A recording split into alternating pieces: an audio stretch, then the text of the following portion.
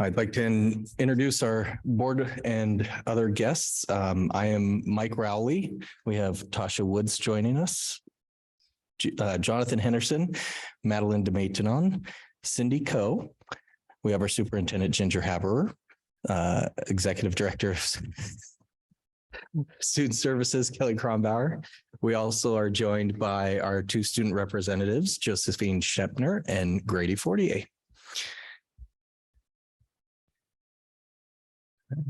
Takes us to consent agenda as our first action board.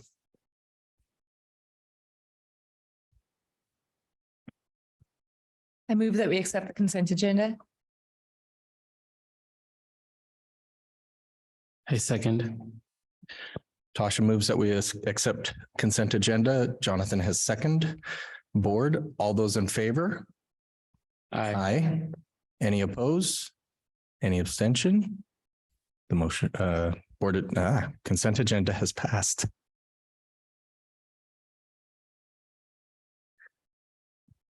All right, and that takes us into administration, Ginger, and we'll continue on with Jen. Yes, so Jen, thank you for your report over the data. And as I explained, Jen has another commitment at 6:30 and didn't quite finish up with the study session. So she's going to finish up her overview and then we'll go on to student reports.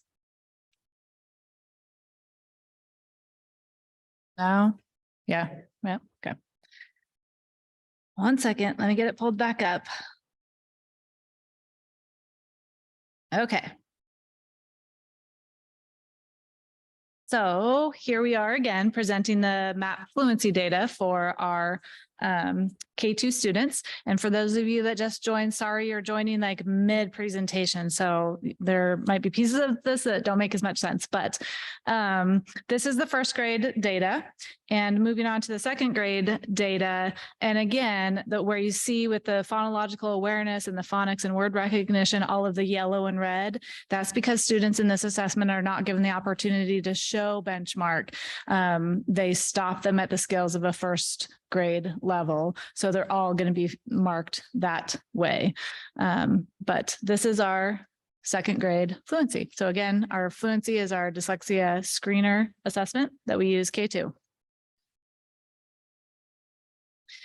And then we talked about this briefly earlier, but the correlation between MAP and SBA is one of the highest in any standardized assessments like this that exists, and WEA is one of the best for it. So this is our correlation data. And so I showed you last year the winter MAP data to spring SBA data for both reading on the left there in the white, and in the gray is the math. So last year's winter benchmark period and how many of those students were expected to be proficient on the spring SBA and how many ended up being proficient. And so you can see there, of course, there's some outliers where it seems like a little further away, but for the most part, the correlation for an assessment like this is fairly strong. And you'll notice down there at the bottom, the 8th grade math, that's because all of the middle school students who take algebra took the MAP algebra assessment. So they're not represented in this data. And so that's why that one is skewed. But just wanted to show you that because in this, and again, when I put this presentation together, I really focused on growth, thinking this is a mid-year benchmark that we're looking at. One of the questions I asked mid-year is, how is the year going? So growth is pretty important, and that correlation, like how many students can we expect potentially to be meeting the state assessment benchmark? So this shows both achievement for that projected proficient, and it shows the growth. And the colors here follow the cohort. So it's just another way to look at that data that last year's second graders from fall to winter grew on average 54%, or they're in the 54th percentile, the average. And then those same students this year were in the average 60th percentile. So again, looking at if they're 50th would be the average. And if they're above that, that means more kids than were expected to meet benchmark or growth expectations did meet growth expectations.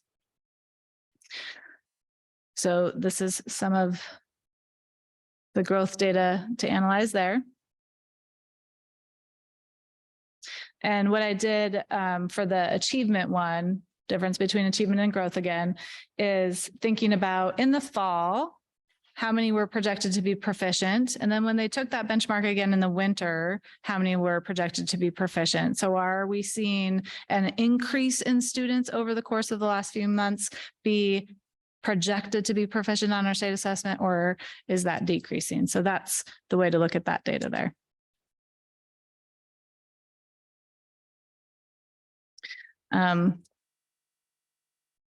So I don't know, study session, I was asking for questions as we go. Should I hold the questions till the end? Okay. So then I'm transitioning on, hold your map questions if you have them, but I'm transitioning on to the WSIF data. So WSIF is the Washington State Improvement Framework. So under federal law, under federal ESSA law, every state has to come up with a way in which they see how schools are doing. And Washington has come up with the WSIF. So under the WSIF, these are the performance indicators that they use to look at our schools and calculate how they are as compared to other schools in these areas.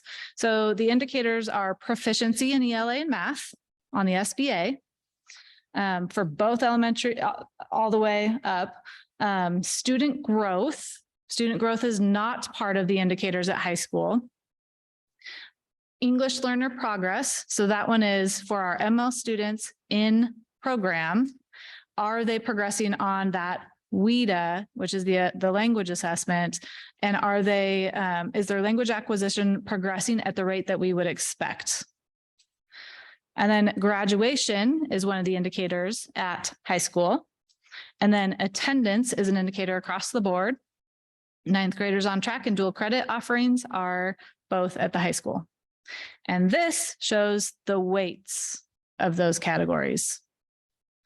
So you'll notice, and this is one of the, in my opinion, great things they did when they changed from the old way they looked at schools to the new one under WSIF.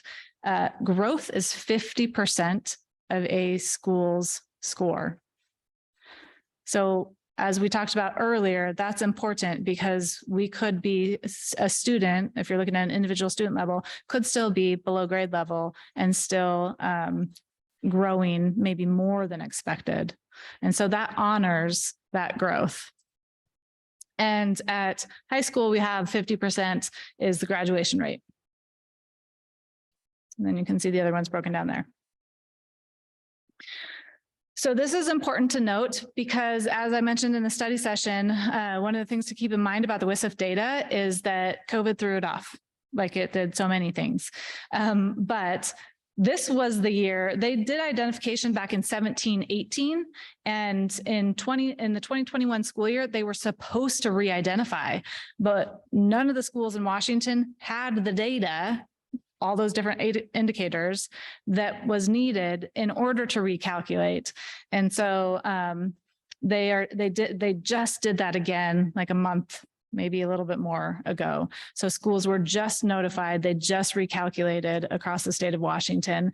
And typically they would wait a couple of years to do that again. It's 3 years worth of data every time they identify. But in order to get back on a cycle that makes sense, they're actually going to re-identify again next year.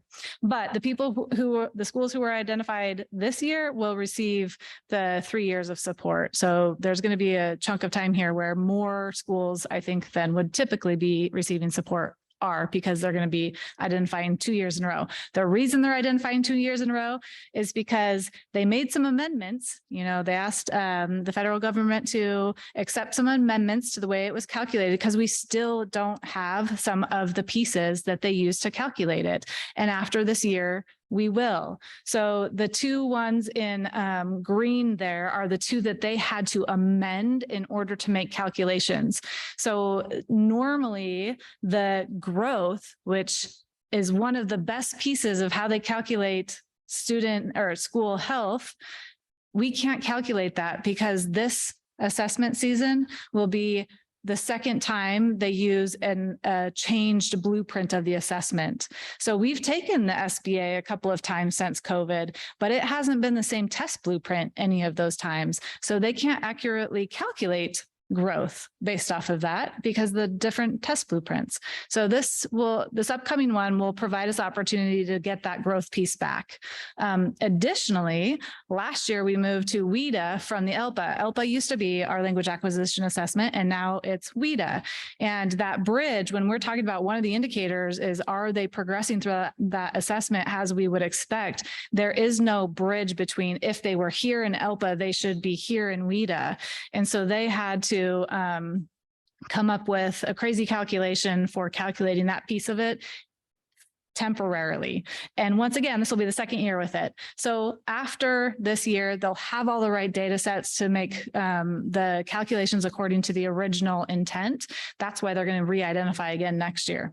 But for the schools that were identified this year in our district, we will receive the 3 years of support that comes with.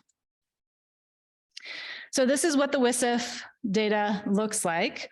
And I've presented this before, but the way they calculate that ID threshold and that bar of achievement under the all student categories is they take all of those indicators and all those weights. And so every school gets a score, and then they take the bottom 5% of schools, and that creates that threshold line. The bottom 5% fall below that threshold line. Then they take that threshold line and they pull it out across all those different subgroups. And you can see if any of those subcategories fall below that threshold line. So there's also new this year under WSIF, this invisible threshold line that's there, that's the Title I threshold line. So and that matters because they changed the way schools were identified this year with that, but the Title I threshold line is 1.89, meaning the bottom 5% of title schools fall below the 1.89 under the all students category. And I did want to quickly take you just to where you can explore this data and manipulate it on your own. On the OSPI report card, if you click on a school and then scroll down to WSIF, it'll give you this data. So this one is just this year's calculations. What I have on the slides is the trend data.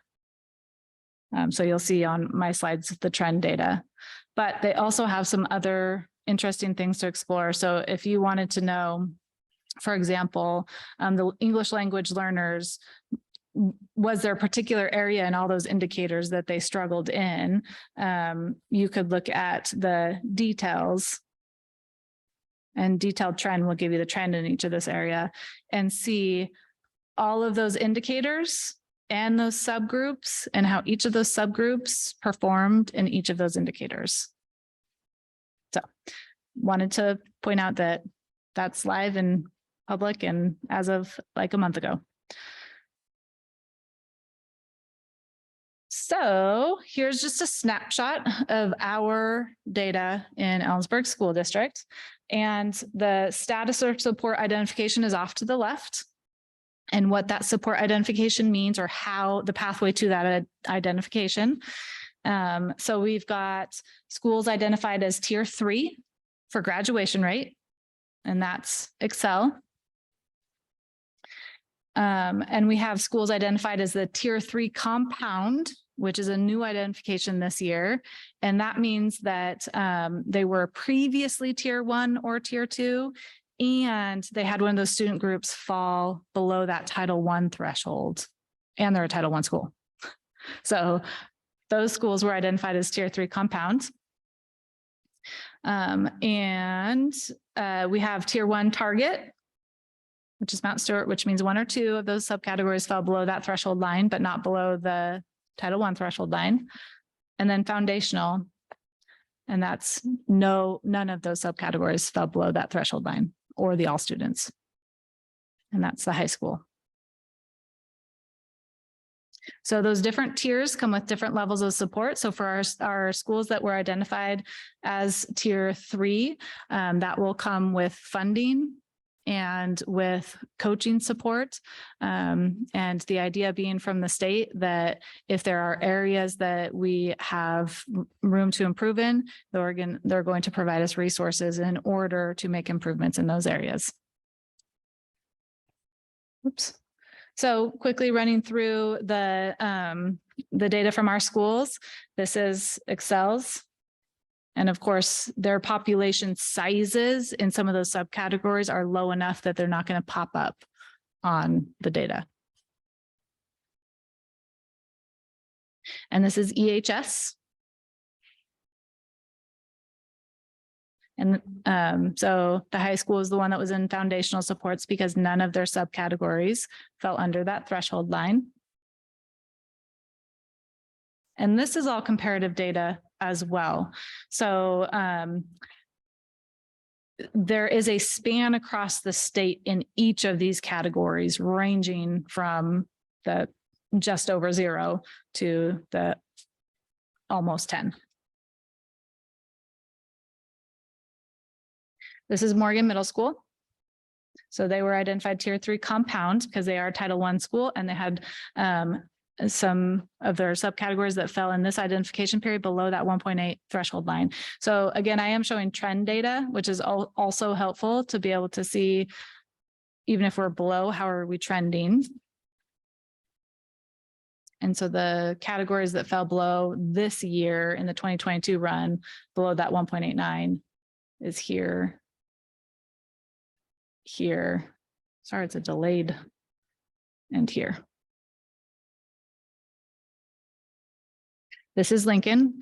And one of the interesting things about our elementaries this year with this identification is our staff and students are all now in different buildings. So we had all 3 of our old elementaries identified for some level of support, but now we have a new elementary who wasn't identified because they didn't exist before last year.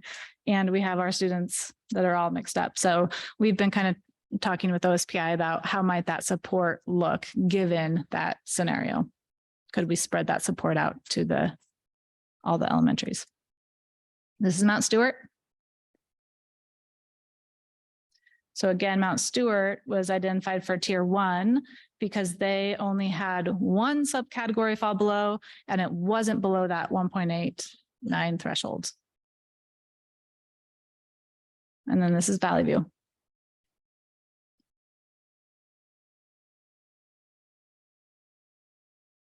Questions?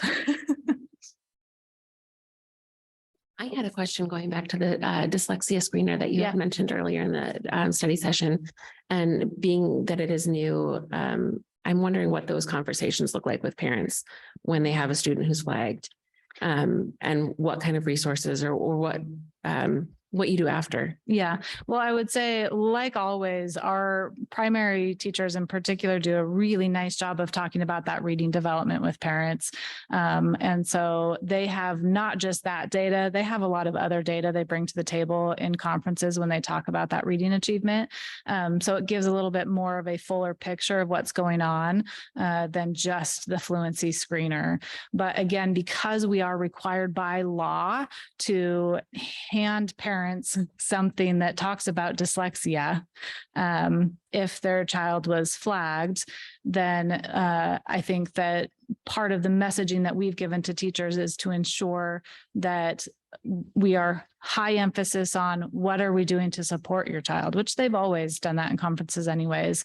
But I think that's the key is this is what we're seeing on this assessment. Here's potentially growth data. If they're growing, that's a different conversation with a parent than if they haven't grown much from fall to winter or spring conferences, for example. And so that conversation just looks a little bit different, but I think focusing on what are we doing in order to support your child and what can you be doing to support your child at home, that's the crux of the conversation.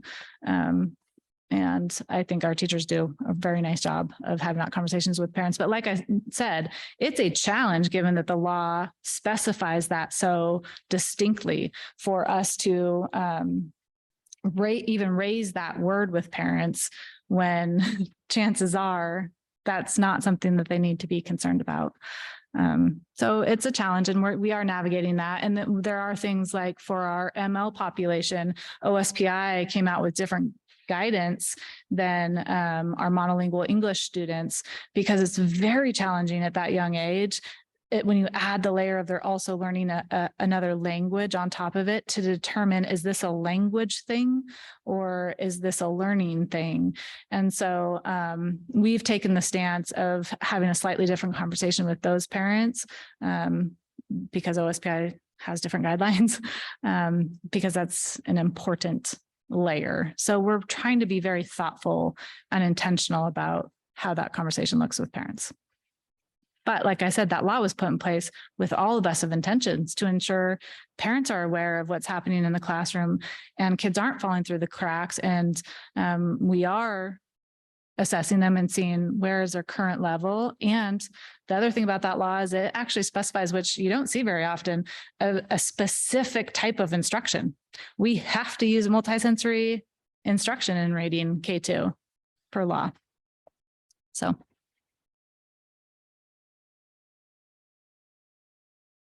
Board, any other questions? Thank you very much, Jen. Sure, you bet. Thanks, guys. All right, that'll take us on to student reports next, and we'll start with Grady Fortier.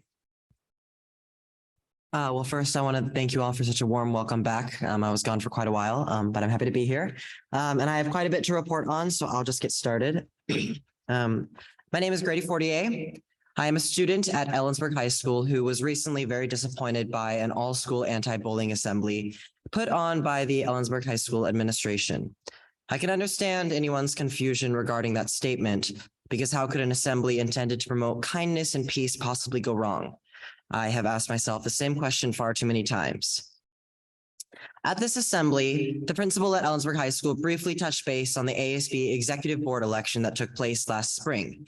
If you didn't already know, this was an election in which I was running for ASB Executive Board President against one other electioneer. My campaign had students at EHS stealing about $50 worth of posters, vandalizing my posters with homophobic jokes, such as crossing the R and the D out of my name to spell gay, bullying me online by using pictures of my posters with captions containing the word faggot, literally producing feces on my poster and posting it online, threatening me with gun violence, and more.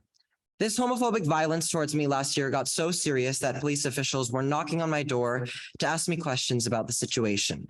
Considering the seriousness of the events that took place last year, I never even for once thought I would be sitting on the bleachers in the Ellensburg High School gym, listening to the administration bring up these events during an anti-bullying assembly without ever consulting me.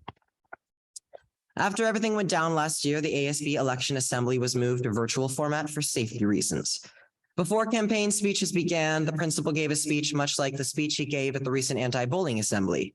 Many students, including me, feel that this speech was filtered and shied away from reality in attempts to keep EHS from looking bad. I didn't express any grievances in regards to what I thought was an unemotional speech until after an announcement was made about a senior game involving fake guns that was proclaimed banned by the administration. In this announcement, the principal explained that gun violence is not permitted or tolerated by the EHS administration, and that any participation in the game would result in serious consequences. After this announcement was made, I asked the vice principal why such an announcement wasn't made about the homophobia I was facing.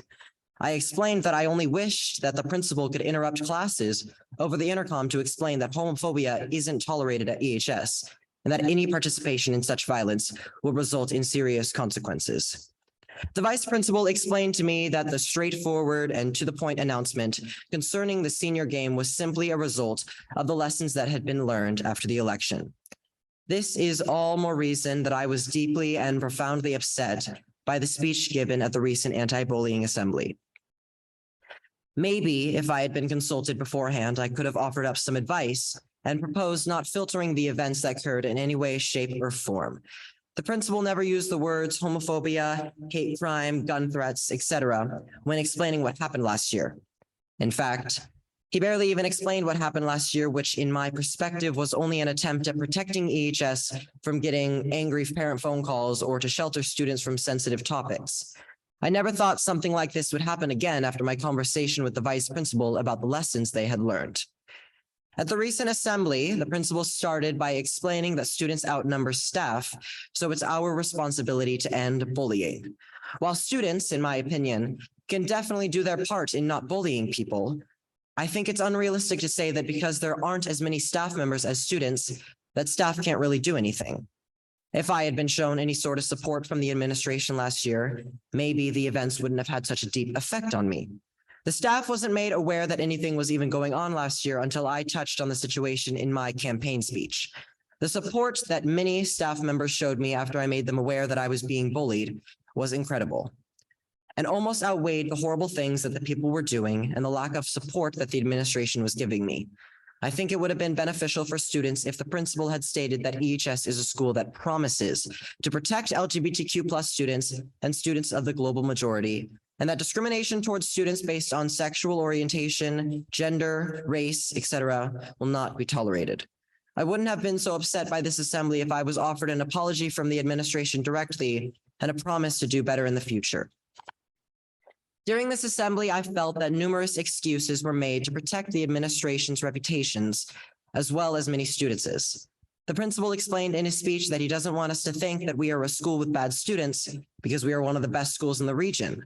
From my frame of reference, I feel that it's surely about time that we stop protecting students' egos and call it like it is.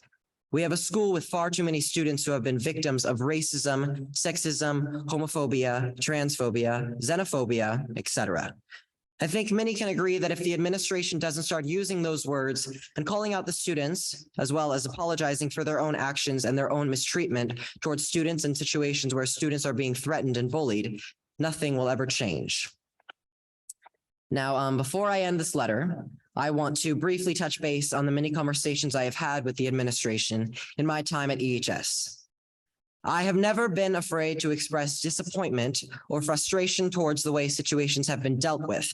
And I think it's important to acknowledge the numerous productive conversations I've had with the admin about the process of dealing with the situations at hand and what could possibly be done better. The frustration conveyed in this letter is in connection with the fact that it's been made very clear to me that the administration cares and wants to do better. But from my point of view, they have yet to do so. I think it's only fair to say that there is quite a bit of ignorance when it comes to dealing with prejudice towards specific communities at EHS, but there is care. I would like to offer some respectful and unsolicited advice to the staff and administration at EHS, as well as to the students. Growing and learning may only come from respecting and listening to each other. I have done my fair share of reacting to situations poorly. I have come to find that through my anger, I have only hurt people, made situations worse, and made people even more hateful.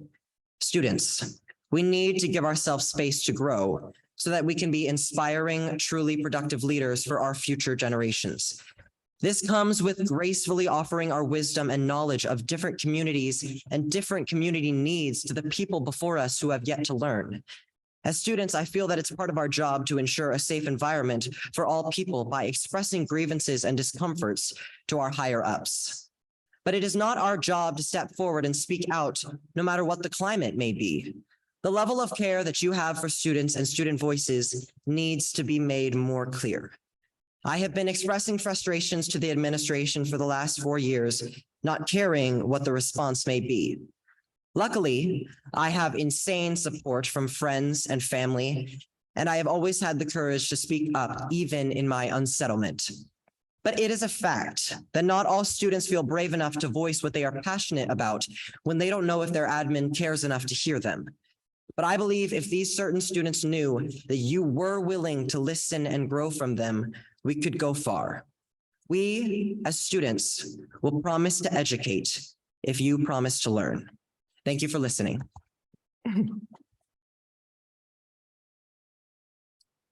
Thank you, Grady.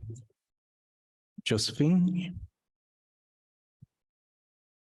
Hello. So my report might be a little bit of recap from the board meeting before spring break. This is something that we've been working on for a while, and we've recently made a lot more progress. This is also in response to bullying. Bullying is a universal problem that not only every school district deals with, but that everyone continues to deal with throughout their life, past high school or college. It has been clear to me that bullying has been a constant problem within our district, and many students go through school feeling invisible, unheard, or silenced. Last month, a couple students posted on their Instagrams about their experiences with bullying throughout elementary school, middle school, and high school in our district, and it was heartbreaking. One of them was present at the last board meeting. These stories that are coming out are just the tip of the iceberg, and it is very saddening.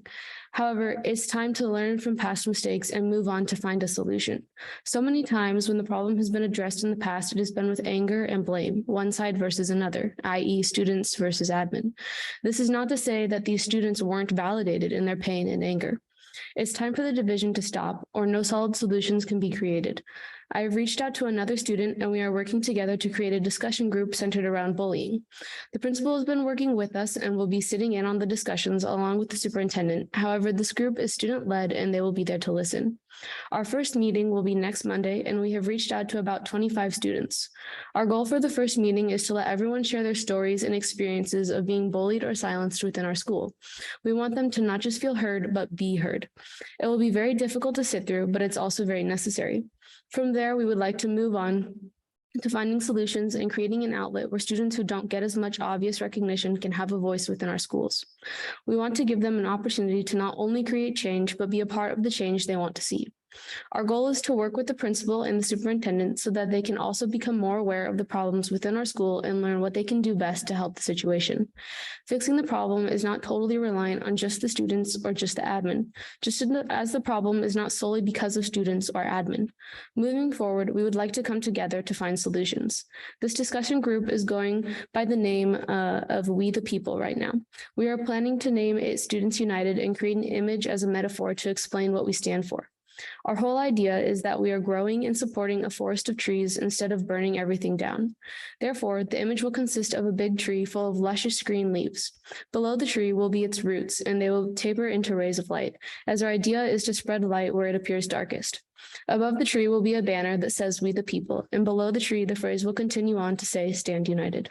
Thank you. Thank you very much, Josephine. Grady, Josephine, thank you both for your reports. Board, any discussion, any questions? I want to ask some questions, and I want to start with a huge thank you, both to you and Reagan, who unfortunately is not here tonight, but I think we've said a couple of times that you three as student leaders have certainly stood out, and we're thankful to have your voices on the board because this is a voluntary situation for you also, and you do spend long hours here. And also thank you to the students who came last week. One of the more difficult things to do on the board is that you can't respond during public comment. So that's always difficult. And it was certainly very difficult last week because people were laying their heart out there. Josephine, what you said rang a place for students to not just feel heard, but to be heard. And so Grady, with what you offered, I'm wondering with the discussion we had in the study session where the principal came and answered our questions because the board asked for a report immediately after last week's public comment, and we did receive that report. Do you feel like that there are steps being taken where you are being heard and not just feeling like you're heard?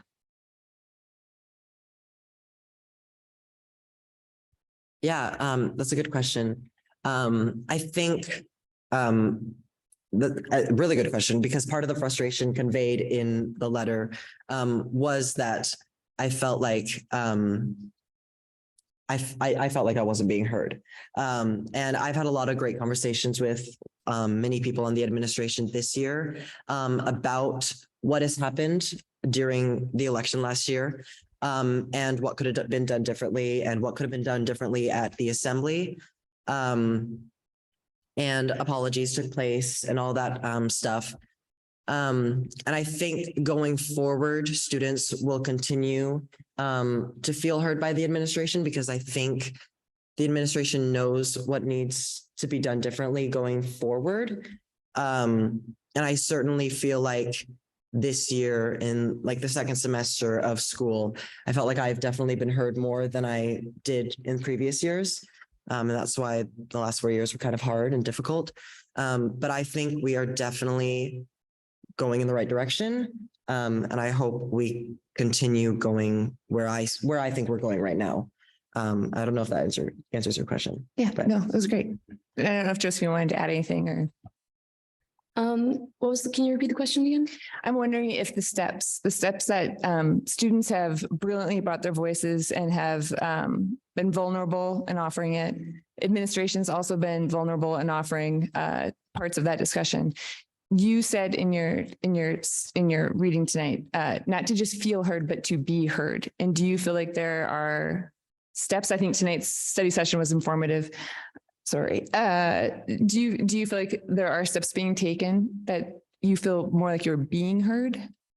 I would definitely say in the past, there was a lot of talking that was done, and I don't think there was a lot of action. And so I think that led to a lot of people feeling lost or not really knowing what the situation was. But I think right now, especially with what we're trying to do with this group, we're seeing more action being done towards everyone being heard and a more diverse array of students being heard. And I think it helps that a lot of students have been stepping up and voicing their opinions. And I think we're working towards creating a stronger channel of communication between admin and students. And I think that will help a lot. And so I think there's definitely been mistakes made in the past, but I think it's time to move forward from those. And I would say we're making a lot of progress. Thank you. I want to say thank you on this subject of bullying that you both brought up. I want to thank the administration because this is a hard topic. And I don't think it's enough to say, well, that's what the world's dealing with, right? That's out there in the world. Yes, that's out there in the world, but we're a school and we're a learning community. And so, like I said earlier in study session, school's not a place to seek out justice, but rather to figure out how we can push towards progress. And so some of the steps that I was thankful to hear about is that we continue to work with Clear Risk to do an investigation every single time something comes up. I was thrilled to hear that we'll have student liaisons to the ASBs to broaden the voices at the table. We the people is quite the legacy to leave as a senior, and that both the superintendent and the administrators will be in there.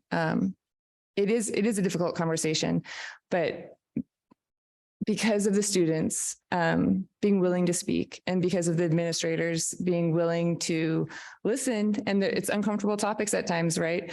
They're important. And so I'm thankful for your leadership in being there because I do believe that you've pushed students more to the center.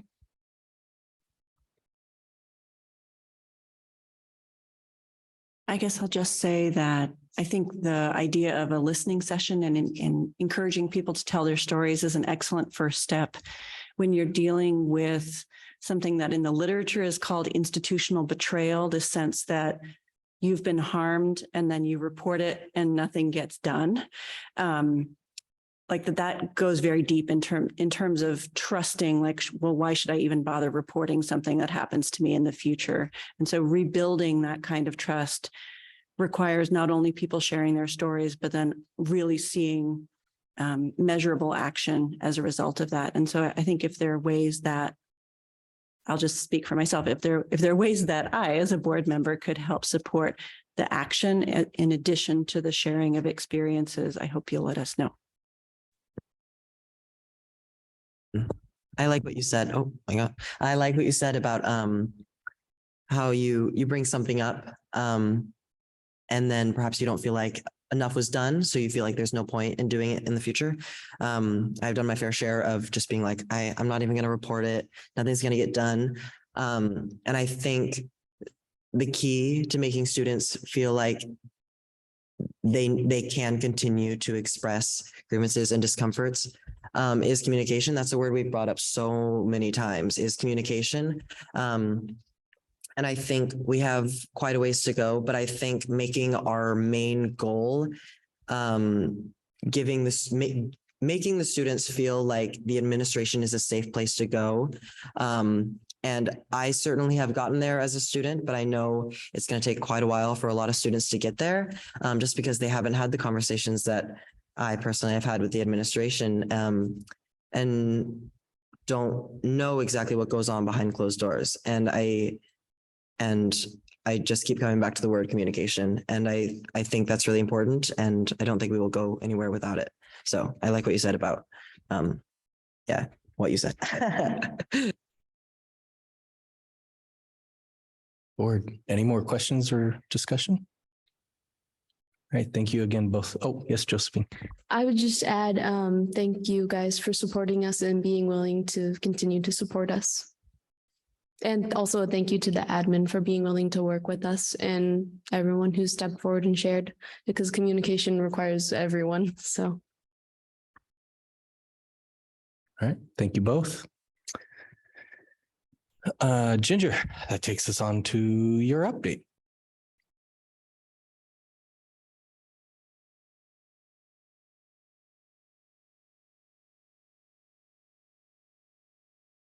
I also just really want to thank our student reps and just acknowledge the importance of student voice.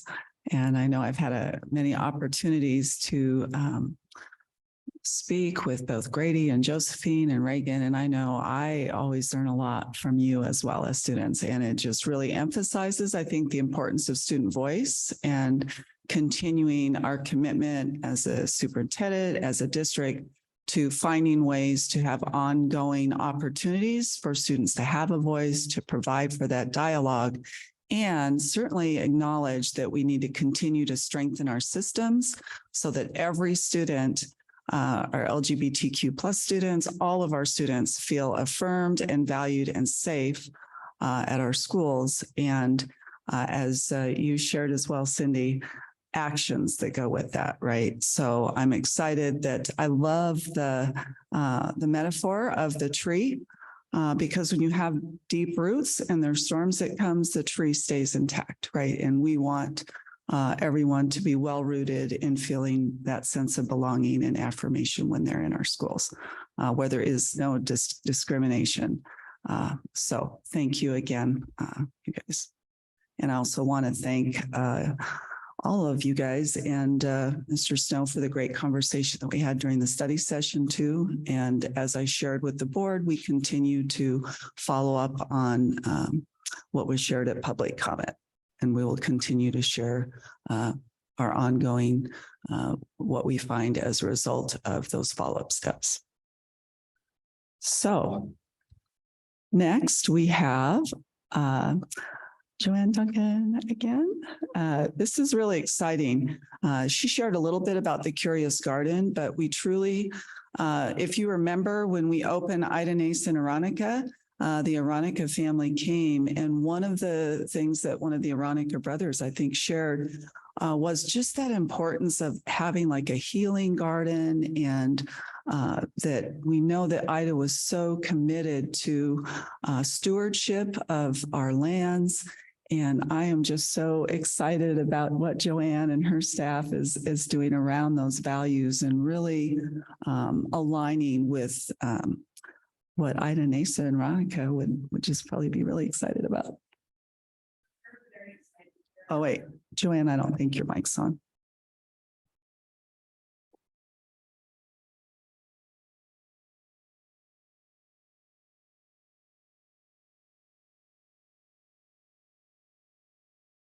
Oh, did it go off? Oh. Is that it? Oh, so he just needed to get up and come over. It's like magic.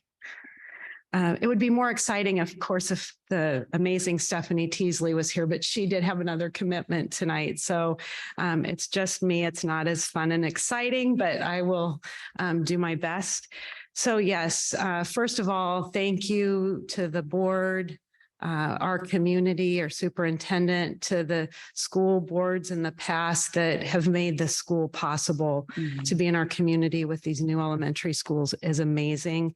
I know Ginger had just kind of mentioned that whole process of the committees that came together, the community members that went on tours of schools on the west side saying, this is what we want in our community, a school that promotes outdoor learning, that lets that natural connection between nature and the students just be just a really great fit. And so with that, we had an opportunity to apply for a grant, outdoor grant from OSPI, and we were awarded the grant. And so it was very exciting. We found out in November.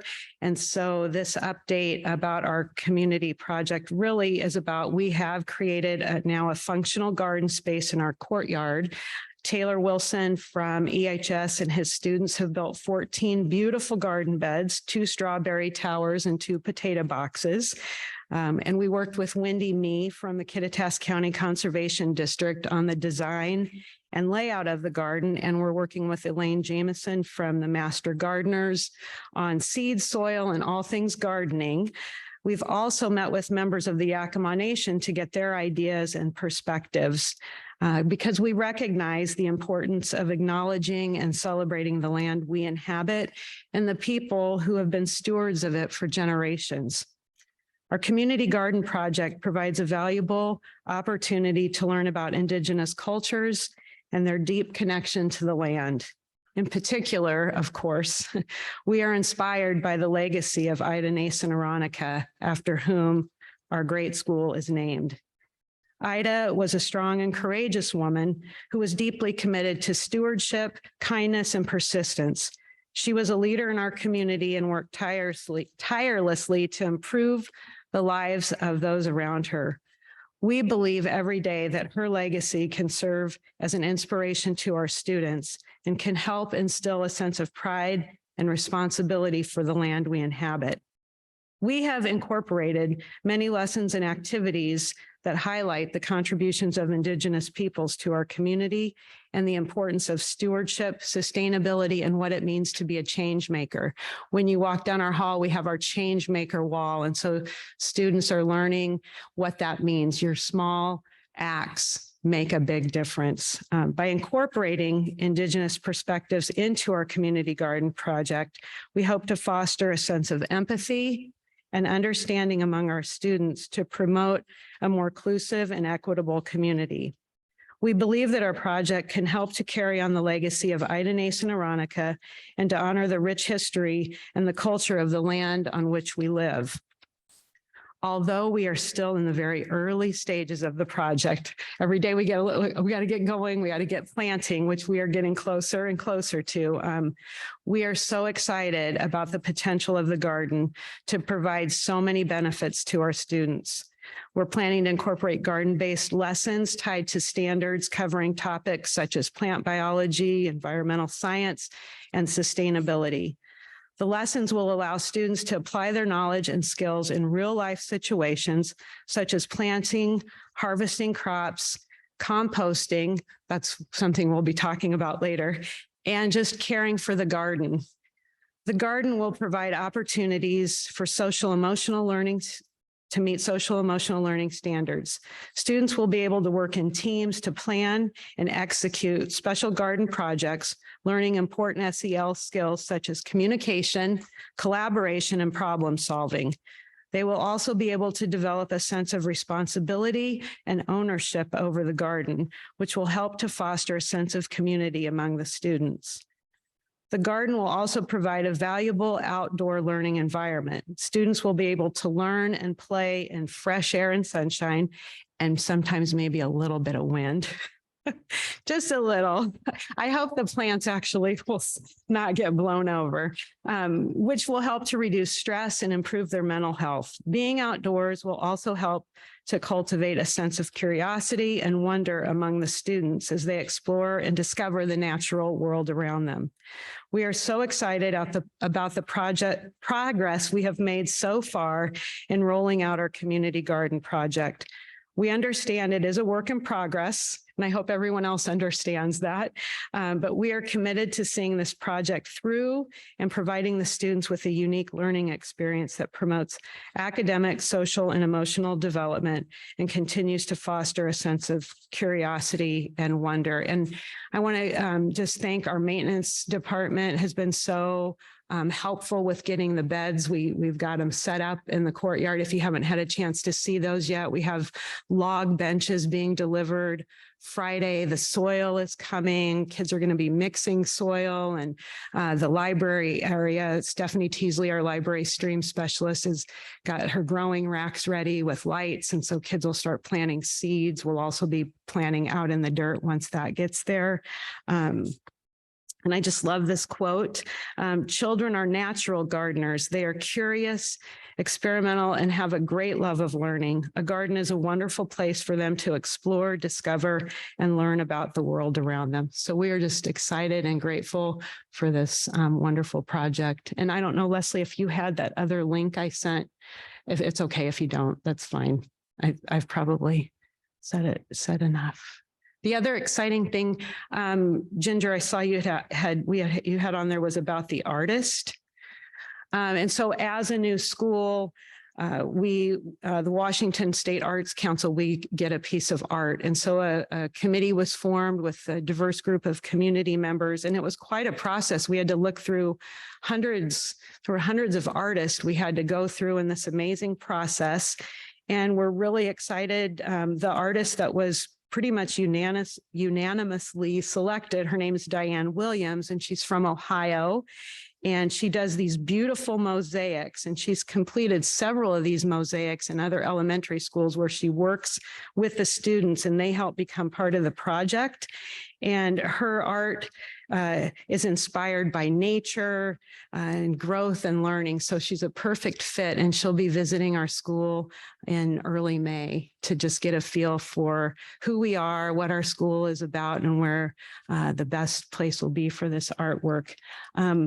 We have this link. What we did, if you want to just scroll up, as we got the project going, if you want to go down, just to go, back to the top.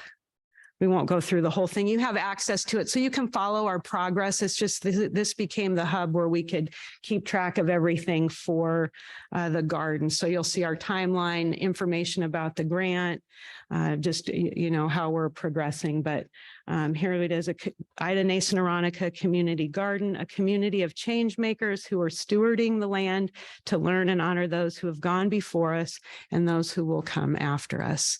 So you have that link. I know there's a lot more to share, so just enjoy looking at it. If you have questions, please let me know, and please come visit, come hang out in the garden. It's going to be a great place. Any questions? I don't think anybody has any questions. Thank you very much for sharing that. Yeah, thank you so much.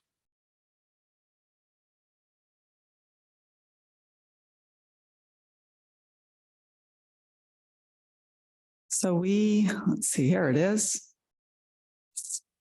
We had a great interview process for the new Mount Stewart principal. And I wanted to share, let's see if it's going to join. Melissa Singletary is going to be our new principal at Mount Stewart. We had several parents and staff members, administrators come together for a first round, and then those same groups helped participate.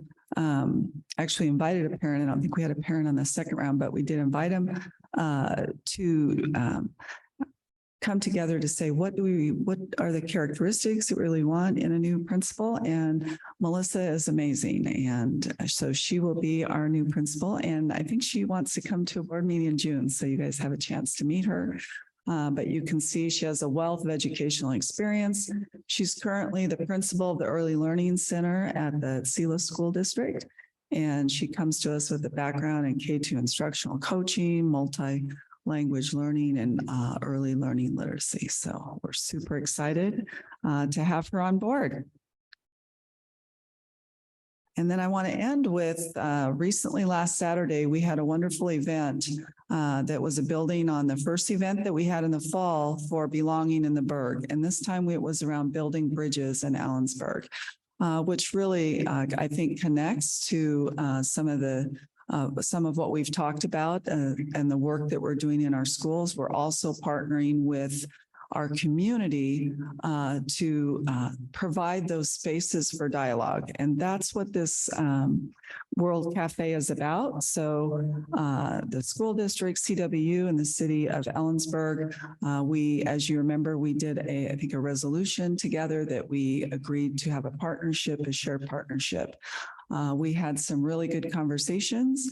And just like the conversation we had here, that we still have work to do to strengthen the systems and ensure that every single student and staff member feels that they belong, we still have work to do in the community. So just know that as a school district, we're committed to that work inside our schools, but we're also committed to that work within our community.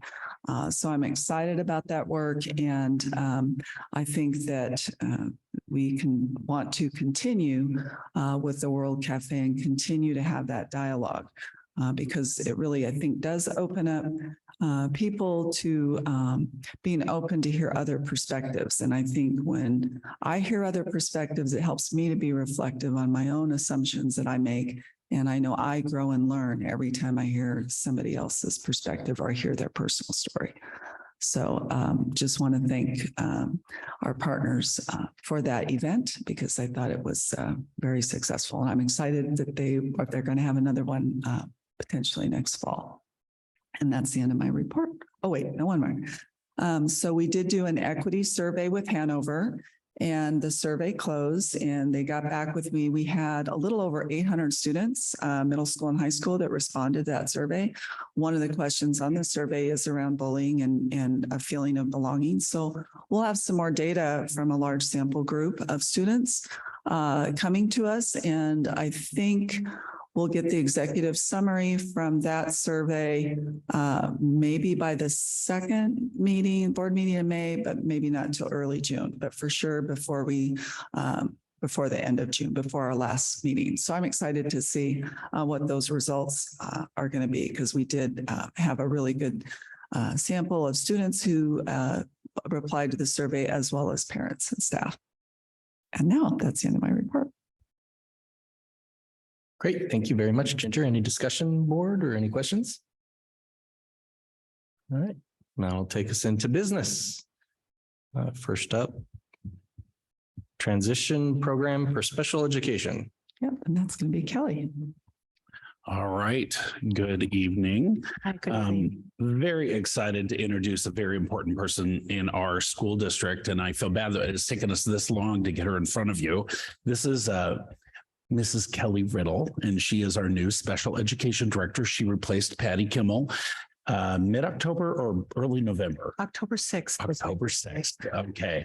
So as we know, Patty stepped out a little early for some medical things. It's super challenging to find candidates that would be acceptable and knowledgeable mid-year, and we just got super lucky with Kelly Riddle. Honestly, Kelly has so I'm going to introduce Kelly a little bit to you. Kelly is a 22-year veteran of special education, and Kelly, you have your master's in special education as well. Is that correct? Mm-hmm. And she actually has administrative background. So Kelly comes to us from the Yakima Valley. She went to Central. She's Central grad. She loves Ellensburg. This is one of the reasons why she wanted to come back. Kelly has spent years in the classroom in the Sela School District and also Yakima. And she was promoted into an assistant special education director in Yakima and worked there in administration and was promoted up to the director of enrollment in the Yakima schools. And then when this opportunity came along, it just kind of fit with her narrative, and it was an opportunity. This is a place she's always wanted to be.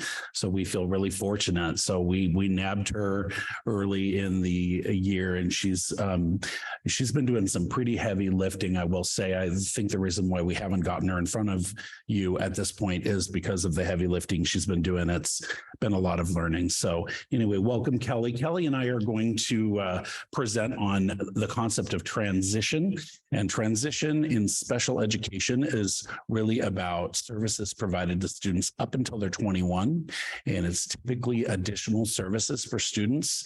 We provide transition services to every special education student in our program.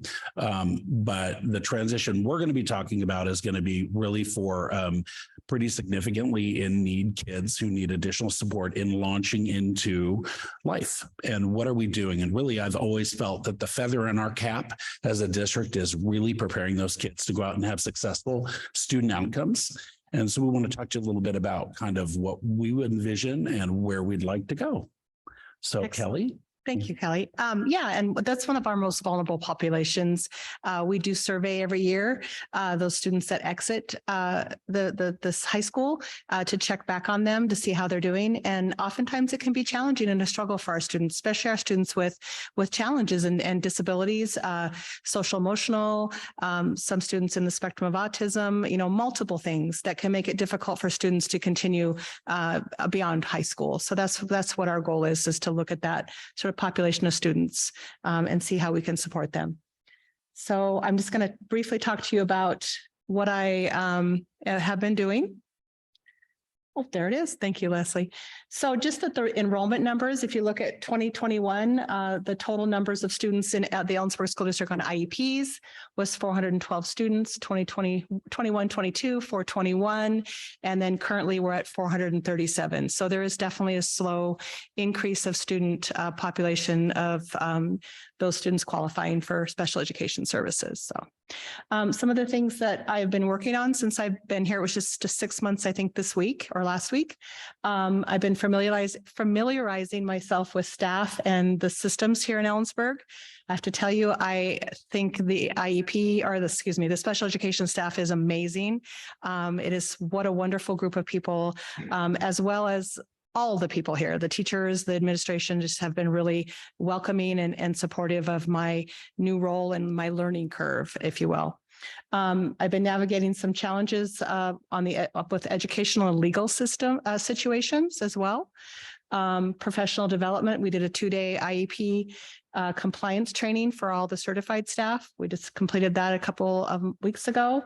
I've been establishing district special education monthly meetings with secondary and elementary staff, collaborating with my SLP group, psychologists, the MTSS specialist around the MTSS referral process, as well as the ELL critical data, which is something that Jen had just spoke about, which is those EL learner students and how we can really serve those students before we bring them up for referral for an IEP. So we're going to be doing some training around the Steve Gill program for most of our staff, all of our staff that work with those students.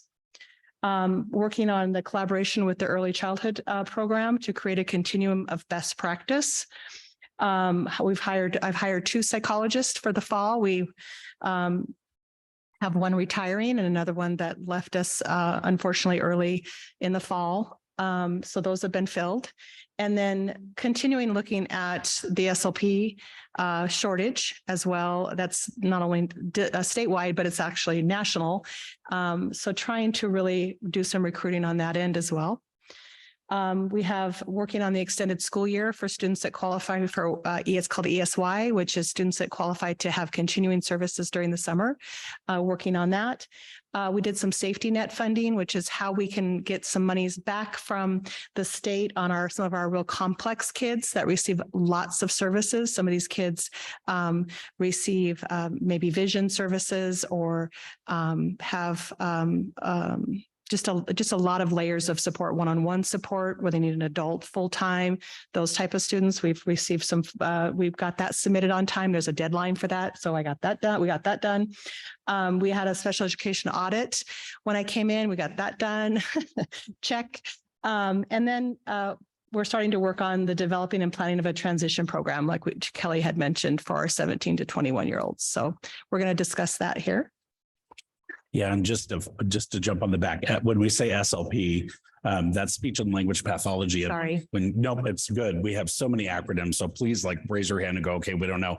Yeah. But we have a severe shortage of speech and language pathology. We can find them electronically but not human beings who are willing to come on campus. And we're by law required to do that. And so that's been a huge initiative Yes. for us. I just figured you might not know what that means. So And they find what's happened is during the pandemic, they found it really desirable to be able to stay home and serve students and be moms or whatever they need to be. It's primarily a female profession. And so they're not willing to come out now and work directly with our students. So there's a lot of work to be done at that level as far as trying to figure out. And one of the things I am on the Heritage Advisory Committee. In fact, we have a meeting on Friday and we're constantly discussing that topic as well. So, okay. So what are transition services? First of all, I want you to notice to the right of services there, it says unfunded mandate. So this is in the law requirement for all school districts. The level and quality of which a school district does this varies greatly depending on the school district. We are recognizing that in our transition services, we see that there is a need to bolster it a bit. And we've had a couple situations this year that have kind of led us down that road to say we could be a little bit more proactive to assure that we're doing that. So just the formal definition up there, transition services are a coordinated set of activities based upon current age-appropriate transition assessments. And this includes instruction or related services, community experiences, possibly the development of employment for students, and other post-school living objectives. When appropriate, they include acquisition of daily living skills and the provision of functional vocational assessments. So these are kids that are young adults that need additional support in executive functioning. For them to go out and launch into the world, they're needing more intensive supports to be able to do that. So they need to be connected with all of the main players that are going to help them in adult services. So from 18 to 21, it's a really specific program on how do we come alongside them and their families? How do we know who they are, what they like, what they're good at, what they're passionate about, and then help them get there. And some kiddos might be severely impacted where they might not be entering into the workforce ever, but they could go and get a coffee downtown and have a friendship with someone, and that could be an outcome for them. Where other kids could go to work and have either volunteer or paid employment, and it's just going to depend on the kid and the individual. So it's very unique. And then how are we accountable for this? The state does a electronic accountability system, and they do it through a post-school outcome survey. They do it every year, and we're happy to report that we have passed it every year. So we are meeting the state requirement, but we are required basically to conduct a survey where we call up our former graduates and ask, what are you doing? What are you doing with your life? Are you employed? Are you working? Are you in school? And then that data is recorded in a state database, and we've either met the requirement or we haven't, and we've skimmed those requirements. So we are sufficient, but we do see that there's a place for some improvements to be made. And so that's we're here, and we're here to just kind of propose what we would like to see and kind of give you an idea of what that might look like. Well, and I don't know if we mentioned that students that are on IEPs have a right to be educated till they're 21 years of age. So that sometimes can mean they get stuck in a classroom, meaning that classroom is the only services that we have available. And so they aren't able to really move beyond there, especially if they have some significant needs. And then they can spend multiple years in the same setting. So this is that opportunity to expand their life set, their skill set. Thank you for clarifying that piece, because and there is funding that comes along with it for any child that stays beyond their graduation year. They become super seniors. They do get the full FTE plus the special ed dollars. So it will, to a certain degree, there's some funding that comes with it, but it is an unfunded mandate. But with the additional funding, there is, I guess, with additional years. So through the transition process, we're just going to kind of give you an idea of what it looks like. We first conduct age-appropriate transition assessment on students. So we look at their strengths, we look at what they prefer, what are their likes or dislikes, interests, and what their needs are. and each is done on an individual basis. We write measurable post-secondary goals. So each IEP a student is on has goals. So we're writing measurable goals that we can go, we can actually measure. I know that, but we can actually say they started here and now they're here, and we can have those type of goals for them. I hope that makes sense. So that includes education and training, employment, and independent living skills as needed.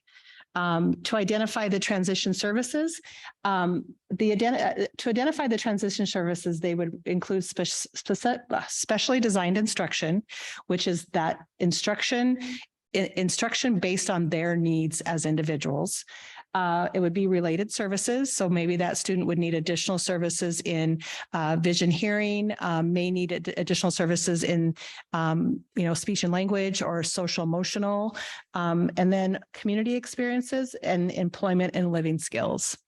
We would write the course of study for that individual student, write annual IEP goals, and then coordinate services with adult agencies. That's also a very important part, which we're going to talk about over here, which is the DVR, DDA, and SSI, which is the Social Security, Developmental Disabilities. We want to make sure that we're linking our students and their families with those beyond 21 services as well. It just strengthens the community as well. So it's something that we really, for Ellensburg as a whole too, it's just better to have those students have something to take with them in adulthood. So it's community experiences, it's independent living, it's life and career planning, it's employment opportunities, and that is sheltered opportunities to actually paid opportunities. So sheltered opportunities, you took my note out of there. So sheltered opportunities can be opportunities within the school system. And we've talked about that. That could be working in things around the school to help, like working with different, the director, like I know maintenance, we've talked about that, where they could help, shovel snow or learn a skill in how to, just do something maybe repetitive if that's their level, or just being able to serve other people. Then paid would be that, then possibly we'd have students who actually could be paid. Most of it is volunteer when we go out to employers. It's a volunteer, and it's an agreement that we have with employers, but there always is that possibility that students will then move into a paid position. Parent linkages to government resources, like I mentioned before, those resources that can help support those families and those students as they become 21, so that they're able to get the resources they need in adulthood. Parent family support and education as well, and personal centered planning is our goal. All right, you can move forward for us. Thank you. So just to let you know,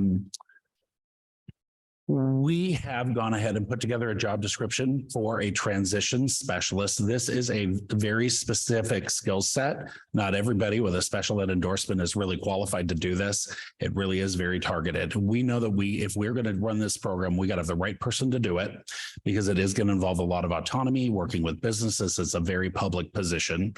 And so we've gone ahead and we've posted it internally. We are not posting it outside at this point. We are seeking to find a candidate or find a situation where we're not going to be adding overall to our staff. So we are looking to be economizing, to not be adding and creating additional costs for the district. So I want to say that up front pretty clearly. We know that we're in a budget reduction time, so we're going to be looking at those efficiencies. We're going to examine and look at the numbers and figure out where exactly is there room, and then we will be moving forward with that. We would love for this to start this coming year. We have really motivated staff that are the high school group we met with today. They're very excited, but you know what? We're prepared to give it whatever time it needs. If it needs another year, then we'll do that. We have a lot of time to prepare, but we want to make sure that it's the right thing. So although we're out there seeking it, we want to make sure that we're going to do it right and do it well. Okay. So what could it look like? Ultimately, the location would be best if it was not on campus. We would love to find a spot downtown in the economic corridor area. where kids can kind of leave and go and work in businesses walk on foot or get around and jump on transportation. We've talked with Central about potentially having a spot on Central's campus and collaborating with Central's special education program. So we're still working with them a little bit on that. We could do a mix of maybe the first year we'd do it on campus with an idea that we would expand it maybe at semester, because there's going to be quite a bit to build here. We're going to start a sheltered business, meaning we're going to actually have a business where these students will actually be creating a product and selling it. And we really want our community involved with that. And we want it to be a pretty known aspect. So there's that, plus there's all the other learning that needs to come along with the skills that we're going to build. So pretty much you can see there, we're going to have two groups. We're going to have a group that attends in the morning. We're going to have a group that attends in the afternoon. It's going to be a half-day program for the classroom component of it. And then the other part of the day that they're not in the classroom, they will be out in the community, either in a job or they'll be doing some form of living experience or community connection or employment of some form. So we're looking at half day in a structured learning environment, and then another part of the day in a learning experience. So we'll be having two groups and they'll be rotating between those. We're looking like we're going to probably have one teacher and then 1 to 2 paras, which would involve supported employment training and working with community members.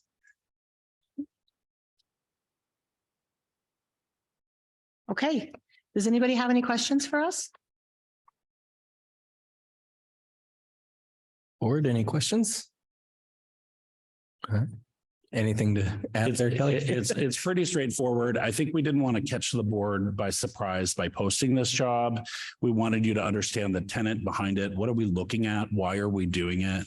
And now it's really about building a program that we can be really proud of, that will last a long time. And it's long overdue. It's time that we install something like this. It's just got to be the right process of doing that. So we're putting it out there. We'll see what happens. We're actually super excited and super thrilled to bring this to Ellensburg, bring it back to Ellensburg. So I guess I do have a quick question. Back on one of the earlier slides, you said that currently there's 437 students that have IEPs. And then in the very last slide, you're saying that approximately 13 students for this program. So that's quite a bit of drop from the students that actually have IEPs to going into this program. Do you anticipate this program growing or? Yeah, so let's clarify that 437 are all kids preschool through 12th grade that have an IEP. So it could be for anything. yeah. The target population for transition is going to be our life skills classrooms. You see kind of a range, kids with moderate, low to moderate cognition, and not all of those kids, the 437 would meet that. So right now, we actually were kind of amazed. We mapped out who would be what we'd be looking at for next year. And then we don't want to start something if it's not going to continue to feed. And we were amazed at the feeding potential of it, because there's quite a few 10th graders, quite a few 9th graders that we're already identifying that would benefit from this service. But again, it's not an appropriate service for every senior or junior. Yeah. So just, I know I've been to SELA and West Valley and just looked at their programs recently, and for some reason, I got reached out to by another special ed director in another district nearby that asked if we were going to be starting a transition program, because they have students that need to be in a transition program. So there's always that opportunity as well if there was a lower year of enrollment. I know SELA has done that in the past, but looking at our projections, we are pretty solid all the way through actually it looked like through 7th and 8th grade kids. We have a pretty heavy cluster of students that are rolling through the system that will definitely benefit. So. Great. Thank you, Kelly and Kelly. I know, right? It's the Thank Kelly you. Show. All right. That takes us on to the next item, Lincoln roof proposal.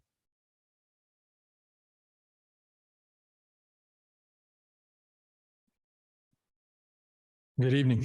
Thank you. This is pretty straightforward. I just need, I think you all have, did you guys get copies of the proposal. So I just need an approval from you to move forward with replacing and restoring the roof on Lincoln. This year, we're actually enclosing a bunch of the vents and everything that are on top of that roof. So we had that included. So the total cost of that did not include the state tax on that. So the state tax will add another $48,361 onto that proposal. For a total of $624,094.88. Or just as a reminder, when we were putting together the plans for Lincoln and we were looking at where to spend our money, we knew that we were still going to get some match money back, the state match money from Morgan. And so we were able to take the bond money and put it towards a lot of the great improvements that we have on the inside so that our teachers could fully maximize the benefit of having a remodeled school and knowing that we were going to have that cash flow. So now that money is starting to come in from the state. So that is the money that we're talking about putting towards the roof, which was the plan all along. And Brian Aiken was the one that did that original analysis and helped us make those decisions. Yeah, and this came at an opportune time. We were going to have to restore that roof as in the process, but during the process of commissioning, we found out we needed to enclose all of those vents. So great time to do it. What's the timeframe for potentially doing it, and how long will it take? We're looking at starting the project late summer. Whenever we can get onto their schedules, as soon as we get them the POs and give them the approval to move forward, we'll get a better time frame. It takes approximately about a month, give or take, a week there to get it all done. So this is about the 5th project I've done with Trimco on roofing over the years. So they're pretty proficient, and once they get started, it goes pretty quick. So potentially summertime and hopefully done before school begins, so it's no interruption. And that's the plan, to try to have it. Even if it did run into, some of the inspections and everything might run into the school year for warranty and everything. After they get the job done, they have to come back and warranty company inspects the roof and make sure that everything's up to spec as far as what the scope of the job was done. And then, but it takes a couple of months after the job is done to close it.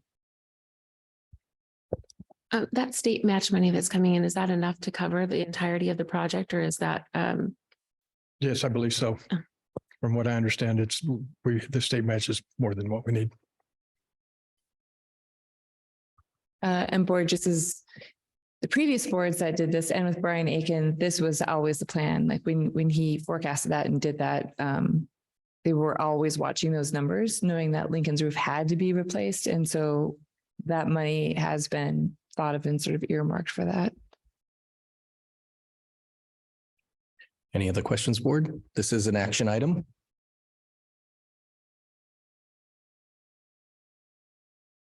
I move that we approve the Lincoln roof proposal.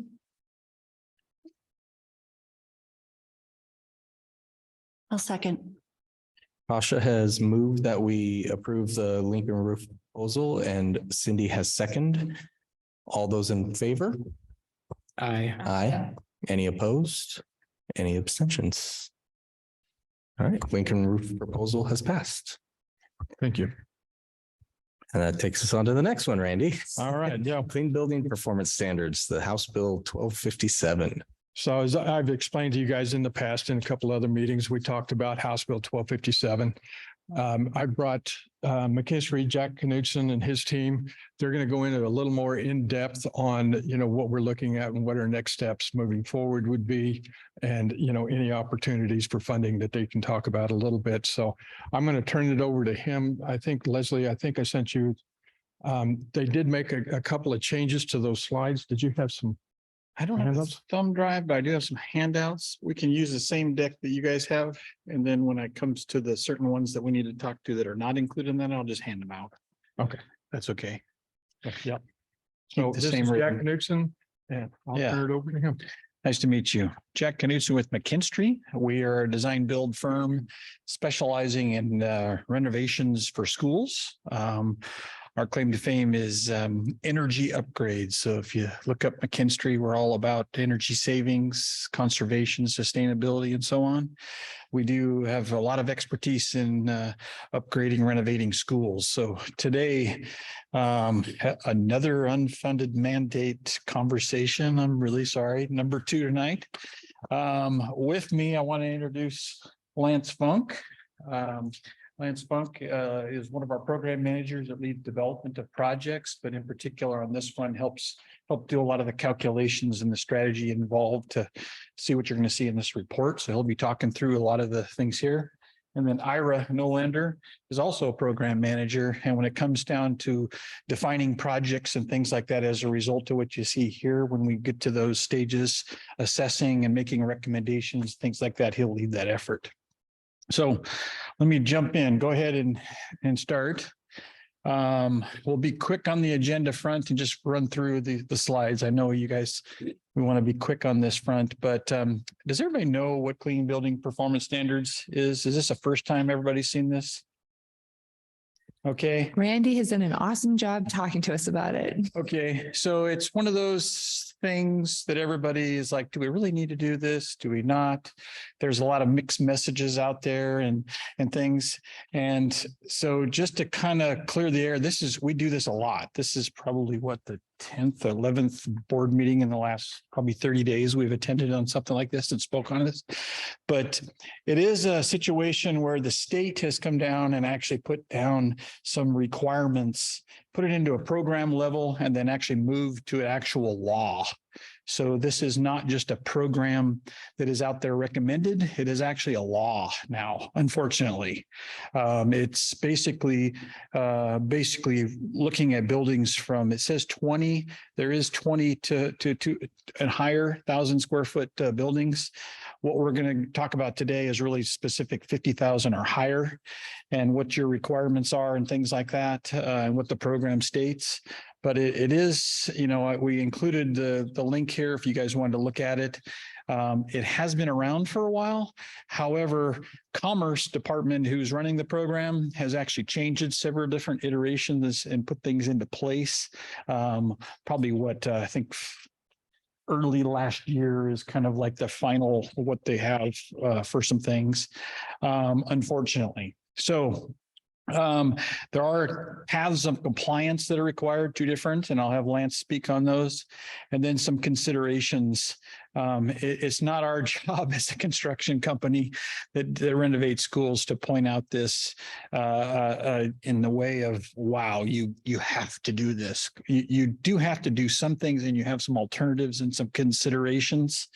And that's all why we're here today, is as your guys' partner to basically explain what options you have and to consider. And it really does help you plan, because you do have deferred maintenance already.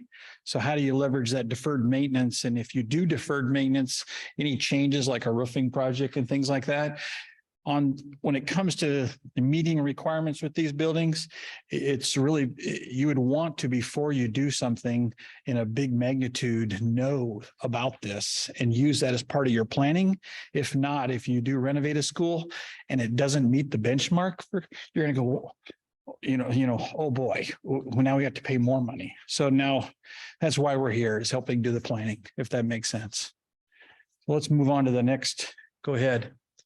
All right. You want to walk through this? Sure. So as Jack pointed out, a lot of our intention with this and bringing this up is we would like to help you guys along this path, make you aware of all of your options, and give you the information that you need to make informed, timely decisions, and just make sure you're aware of all of the things that different paths that you can take to go through this. So as part of that, we put together, largely it's a 5-step process. Now we started phase 0, largely it's benchmarking where your building's at. So that's the phase we have just completed and gone through, and we'll go into detail on the buildings that we looked at, why, where they're at, et cetera. The next phase and next step, which I will go into in depth here in a little bit, is what we can call an investment grade audit. That audit will be broken up into 2 pieces. So the first portion of that audit is to answer the question, what would it take to make a building fully compliant? Right? If you had to do a full project, if it takes a new HVAC system, windows, insulation, et cetera, giving you guys that budget and direction of what it would take to make that building compliant.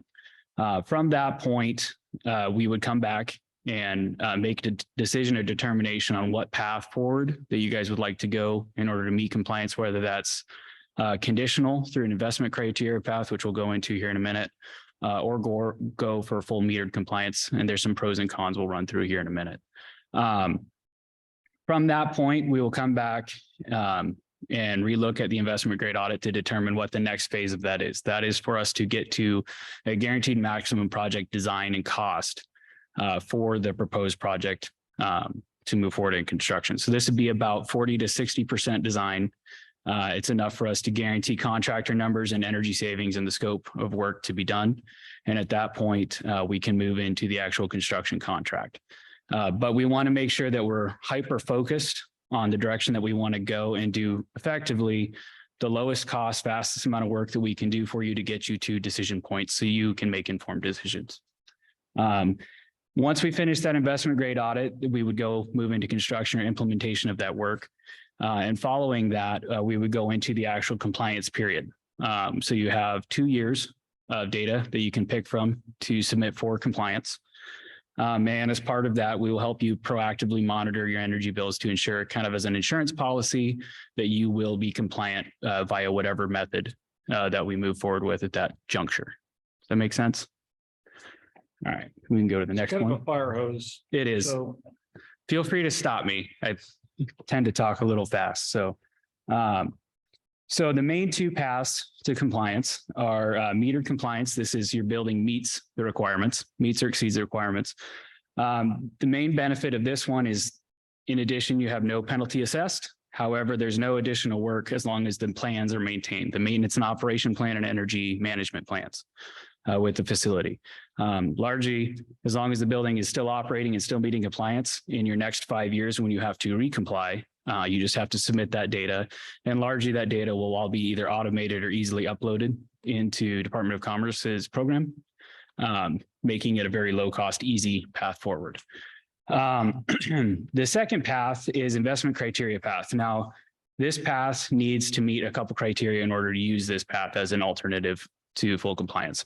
So the building either physically can't meet metered compliance, which some buildings just can't. They're not designed to do so, or the cost to do it is so astronomical, it's unfeasible. Or the building owner, you can't afford improvements necessary at that time, but you plan to make those improvements in a phased approach long-term to get towards metered compliance. So the big pro, it gets you away from penalties. The big con is that you have to do this compliance path step every 5 years until your building meets metered compliance. So what we do to find your compliance is every building based on usage type, age, and occupational hours gets a target. It's an EUI target. EUI stands for energy usage intensity.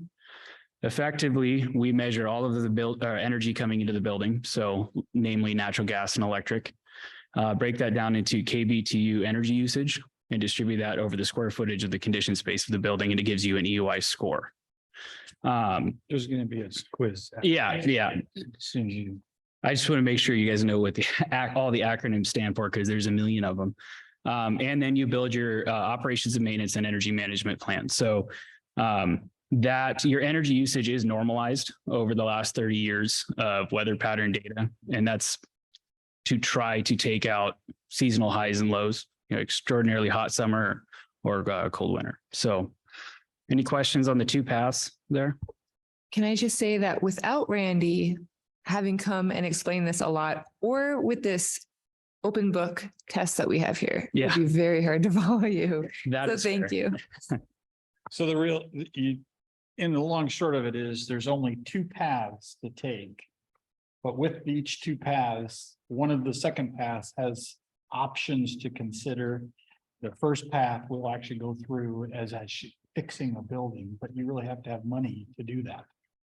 So there's, unfortunately, again, this is part of the why we are presenting here, is it's a program that we gotta they help plan for things. That makes sense.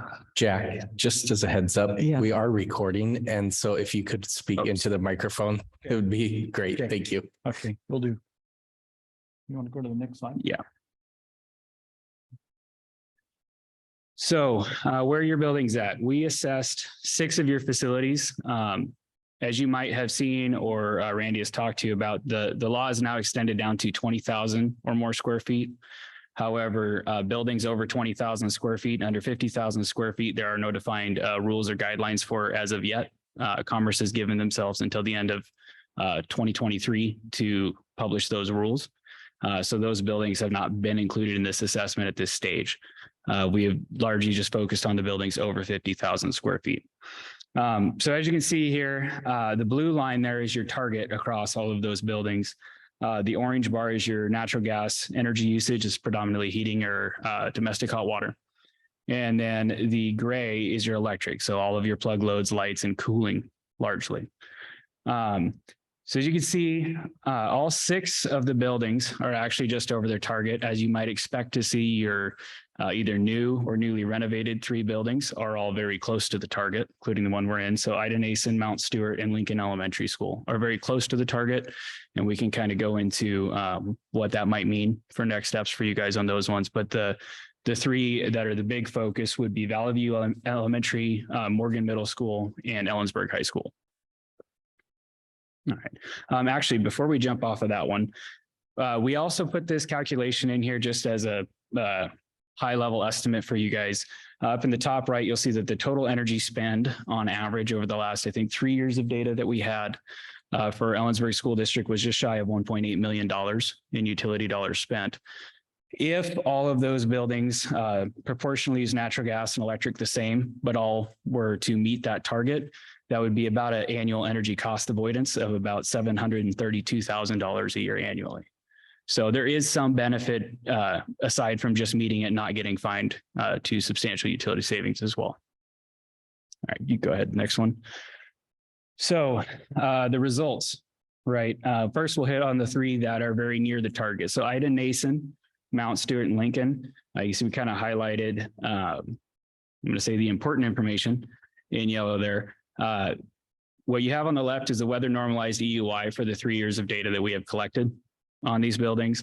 The next column in is the target set by the state. And then you have the delta, how far off of the target that you are. So for those 3 buildings, you can see that you're 1.3, 6.6, and 6.9 over the target. Good news is that's very close, and largely we believe that can be addressed through the completion of commissioning on those projects and fine tuning of the system as you guys use it and get used to the space. As you notice, there's an asterisk on those. Typically, where we see a building only that far over the target, we would recommend retro commissioning of the building, which is going through and retuning the building to its original design. As buildings are operated and used, they tend to go off of their original design intent, and this helps to bring them back and basically put them back into their peak performance that they can be. With that being said, the data that we have for these buildings is either impartial because they haven't been in use this whole time period that we have collected data, or the projects are just being finished up today, right? And they haven't been in use after they've been fully commissioned and completed. So this is a good screenshot. This is a good thing for you guys to be aware of where they are. However, we're recommending that you wait at least a year after that final commissioning report to see where that building is, and you can tweak and monitor over the next course of that year and then reevaluate. The 3 that we're going to focus on are Valley View, Morgan Middle, and Ellensburg High School, which are all quite a bit farther over their respective targets, Valley View being the highest over their target. And this would be that full IGA, full investment grade audit path, where we will assess building envelope, electrical systems, lighting, HVAC, airflow, everything that uses energy within the building effectively. You can go to the next one if you want. So with that in those buildings, the timeline, how long do you have? So the deadline for a 220,000 square foot building is actually July 1st, 2026. Then 90,000 above is 2027 and 15 above is 2028. However, as we kind of talked about, you get some time periods to collect data to submit for that. So really your full time period is about 2 years, 24 months that you can use for your data collection and pick the best 12 consecutive months of the year before that. So that date moves back a few years, right? Or at least 1 year to collect your data to submit for compliance. And then you have the time of construction and the time of assessment ahead of it to kind of build your game plan on how you want to address it. So not meant to be a scare tactic, mostly meant to just be informative to let you guys know that while it does seem like it is a few years away, that can sneak up on you pretty quick. You guys don't have any buildings over 220,000 square feet. So there's a little bit of breathing room there, but Morgan Middle and Ellensburg High School would be in the second tier. And those would need to be compliant as of 2027 or July 1st, 2027, meaning that you'd need to start your data collection at least a year prior to that. So you'd want to finish whatever projects or improvements that you were making by July 1st, 2026 at the latest, preferably by July 1st, 2025 to give you that full window. And then a year after that would be your Ida Nason, Valley View, Mount Stewart, and Lincoln. And the three that are there that you guys have just renovated would likely be able to be corrected quite a bit ahead of time. Any questions on the timeline? All right. So this is the non-compliance piece. This is the potential fines. They built this law with a rather big stick and a pretty small carrot. So the actual language we didn't put in here, but you can go look in the RCW there, and it's worded very well. I thought it was easier to look at it as a formula. Simplified, it's $1.50. The maximum penalty is $1.50 a square foot plus a $5,000 fee. That fee is distributed out over 18 months, depending on how long it takes you to become compliant. So if you're a month late to compliance, you don't get the full penalty. If you're over 18 months late to compliance, you get the full penalty. With that being said, you can see that the penalty and the way that the law is written today, it doesn't matter if you're 1 EUI point over the target or 120 EUI points over the target. You get the penalty. So the total penalty that the district is at risk for at the moment is $827,000, and that would be assessed every 5-year duration. So for this first batch, 2027 would be about 164,000, 2028 would be 440, and 2029 would be 223,000, and then that cycle would start again. Any questions on that? All right, and then here's the small carrot. I want to say on a good note, there is a push to push this off 1 year. So instead of starting with the 26, there is a bill on the table right now to push this from starting in 26 to 27. I wanted to make that mention. So yeah, that's a great point. Yeah. So hopefully that happens. I know there's been a few different bills on the floor to try to push that. So they're getting closer. So the carrot on this is the early adopter incentive. It's a little bit misleading on the name. This incentive will be given out through your local utility as a utility rebate effectively, and will come, you apply for the incentive at the time of when we would go to a construction project, because you have a full plan and detail of how you are going to meet those that target. And then once that construction project is complete and you successfully apply for compliance and get approved as a compliant building, they will issue 85 cents per square foot of the building. There's some caveats on this. The building has to be 15 EUI points higher than the target in order to qualify, which is why these three are the only ones that qualify. However, there is a finite bucket of money.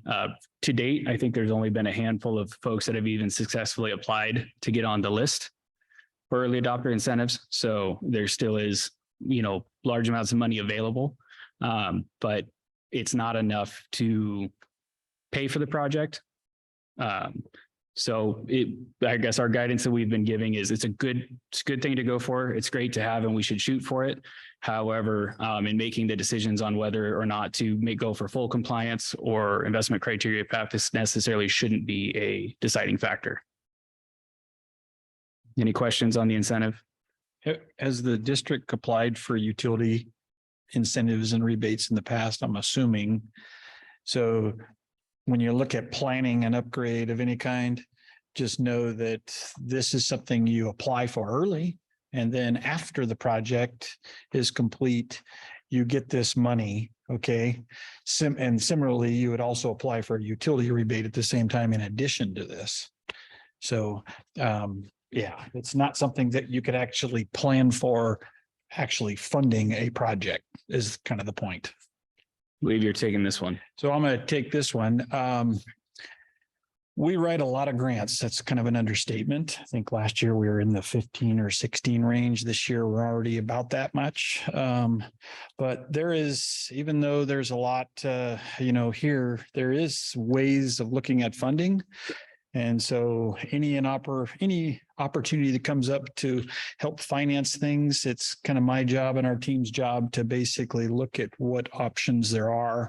There's federal, state grants, private grants. There's, you guys know ESSER up and down and backwards, I'm assuming, but there's those kind of things that'll pay for these things. And so when we get into looking at what all is needed to upgrade your buildings to meet these benchmarks, at the same time, there's how to fund it. So Commerce Department has grants coming out. You have the feds bringing out I don't know if you're familiar with it says RAS grant, but that stands for Renew America Schools grant. Those kind of things are changing to where you folks will actually be able to apply for those kind of things.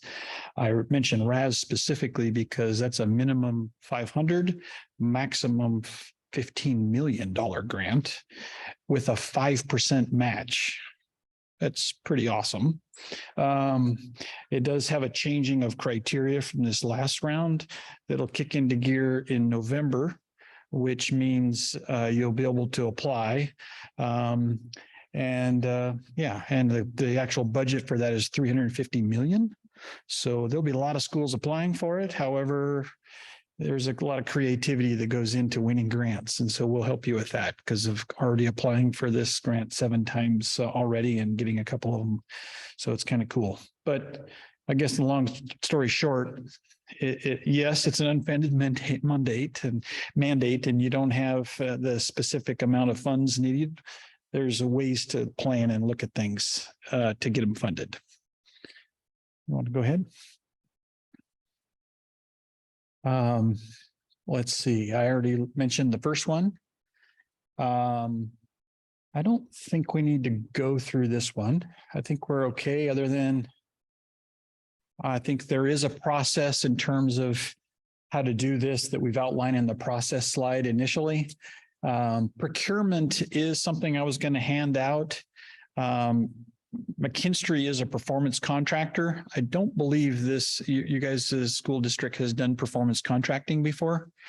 And that is something that I'd probably want to come back at a later time to talk a little bit more about. But in essence, we're a performance contractor, and it is basically a vehicle for in the state of Washington where you can upgrade only energy-based systems with a performance contracting selection. You have opportunities to, or different options to select your performance contractor.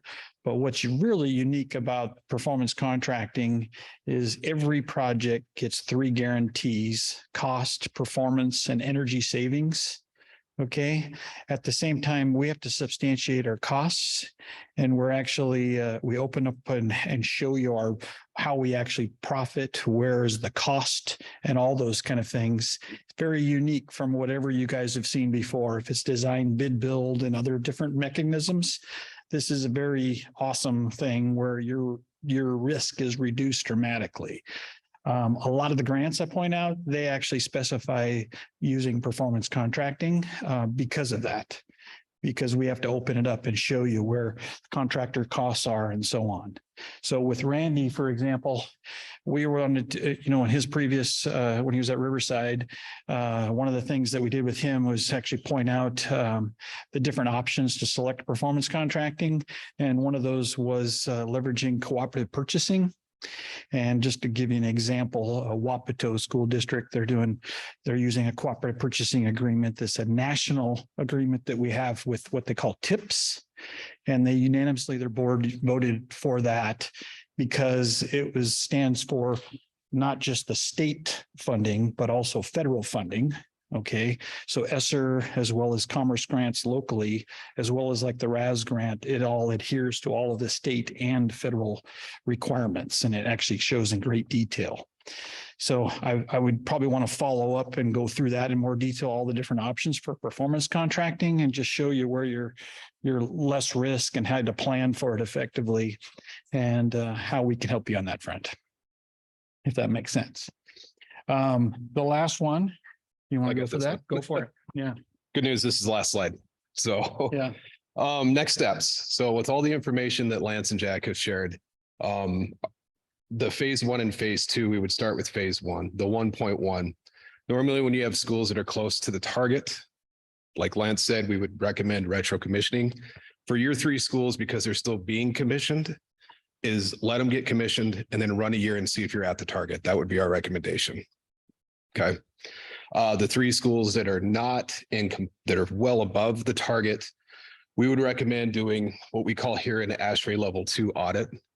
And what that means is that we would go in and look at everything again that Lance said. So your plug loads, your HVAC systems, your windows, anywhere that consumes energy or loses energy. And then we would provide you with a rough order of magnitude pricing. So we would come back and say, here's the list of things that it's going to take to get you to your target. Here's what we think it's going to cost. And also, here's what we anticipate the energy savings. How close to that target are you going to get to? And at that point, it would be a discussion again and say, okay, based on the price tag for these improvements on these 3 schools, which way to compliance makes sense for this district? So if you decide to go and let's fix it and go to a metered compliance, then we would run it to a guaranteed maximum price. And then get contractor costing. Again, I'm just recapping everything that Lance started with. And then if you want to go with the investment criteria, you can see the bottom here. The life cycle cost analysis tool, we would still provide you with an ESP GMAX level and go that route. But the first step would be the ROM exercise for the 3 schools is what we would recommend. A lot of acronyms. GMAX is guaranteed maximum price. Yes, sorry. No, it's okay. Yep. So, yeah. Again, it's fire hose. I'm sorry. At the same time, now you know. At the same time, we're working very closely with Randy. So there's a process here for sure. You guys paid us to put together the report that you saw for their benchmarking. So included in that is we've actually uploaded onto a website, Energy Star Portfolio Manager that actually manages the benchmarks on behalf of the school district to the the Commerce Department that runs the program. So there's a lot of work that's already been done for you guys to comply with this program. Just the next step is now actually reporting what is needed with the different facilities we pointed out. So any questions? Did I cover everything? Did I cover everything? On here. Oh, I guess just big picture, if I'm just remembering the numbers correctly, right now we're spending $1.8 million a year on utility costs. Mm-hmm. If we do nothing, we're looking at approximately $800,000 in fines every 5 years. Yeah. Yes. So those are like sort of existing costs if we don't touch this. Correct. If we follow one of these 2 paths, we're looking at potentially $800,000, or I've forgotten the exact number, but approximately $800,000 in utility savings. And possibly in terms of this incentive, another $300,000 coming back to the district for the early adopter program. Correct. So like for me, those are the numbers that I'm just kind of weighing on each side. Is that accurate? That is accurate. Okay. Yeah. When you apply for the early adoption, there's applying for what potentially might be utility rebates and incentives in addition to that. And then I'm very confident there's going to be a grant to apply for in the mix as well. Commerce sometimes has a 1-to-1 match grant. Sometimes they have a 3-to-1 match grant. Those kind of things are all to consider too as well.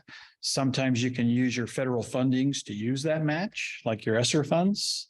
Other times, if it's a federal grant, you can't use your ESSER funds to match those.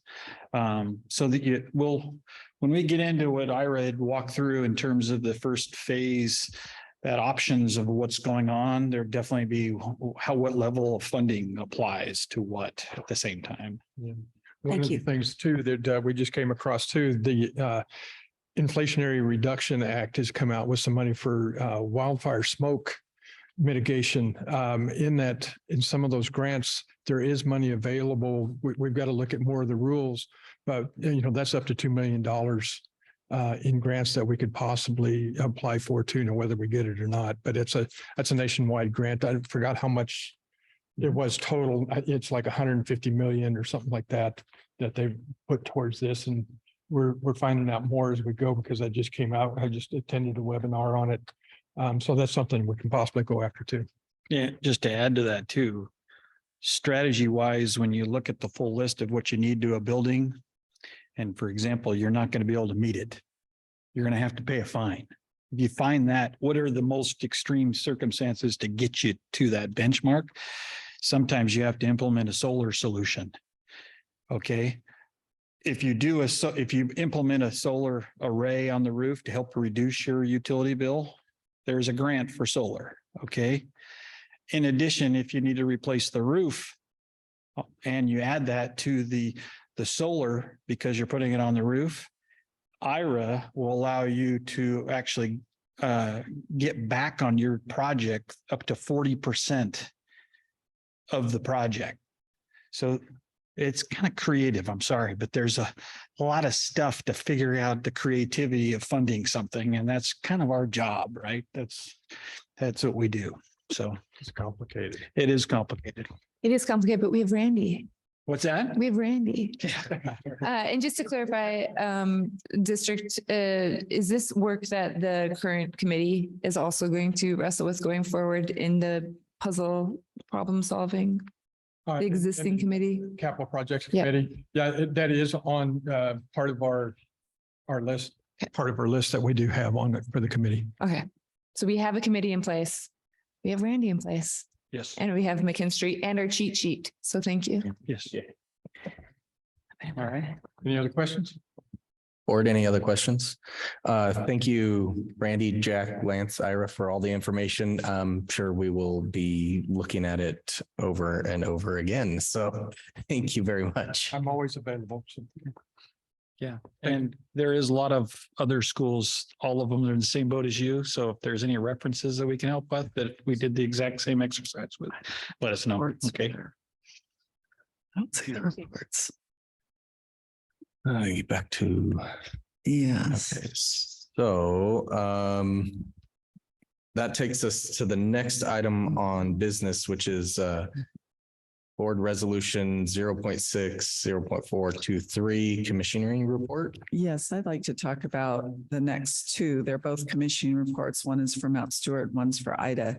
All we have here is just the resolution document. And I think that we're hopeful to have the whole commissioning report available, but you guys need to be able to look at the report to be able to pass the resolution. So want to make you aware, we're excited. We're finally at that commissioning step, which is huge for us. And that's really important to pass the commissioning report because that helps to release some of the funding that comes back to us then from the state, some of our match money. And so we will make sure that the whole report gets to you ahead of time since it says we're all attesting the fact that we've read the report and that we, understand it. And that's usually at the second board meeting is when Damon comes and talks with us as well. And I'll have him address those commissioning reports. So we will have those in place. So I'd like to propose that we take D and E and move it to our next agenda. I'd also like to look at F, the board resolution, the updated signature authority. In the past, it's been the superintendent and executive of finance and operations. So I have my name and Kim's name on there, but I would like, before we just pass it, I'd like to go back and just see, because there's capital projects on there, if perhaps in the past we've had somebody, because Randy's position is fairly new, I want to be able to go back and check to make sure see if we can't get Randy's name on there too, potentially. And Kim would need to help us with that. So I'd like to propose that we bring all three of those back for full approval on our next board meeting. So I think to amend the agenda, then with that proposal, then I would like to make a motion that items D, E, and F are moved forward to the next agenda. I see. Tasha has moved that we move items D, E, and F on the business to the next board meeting, and Madeline has seconded. Call a vote. All those in favor? Aye. Aye. Any opposed? Any abstentions? We'll get those reports and move those items to the next board meeting. Thank you. That takes us to policy, and Ginger, there is one. Yep. First reading on here. Yes, and we already have this policy 3115. And when you open it up, you can see that part in yellow there, and that is the addition to the policy. It's a first reading, so if there's any discussion at this point, and then we'll bring it back for full adoption at the next meeting.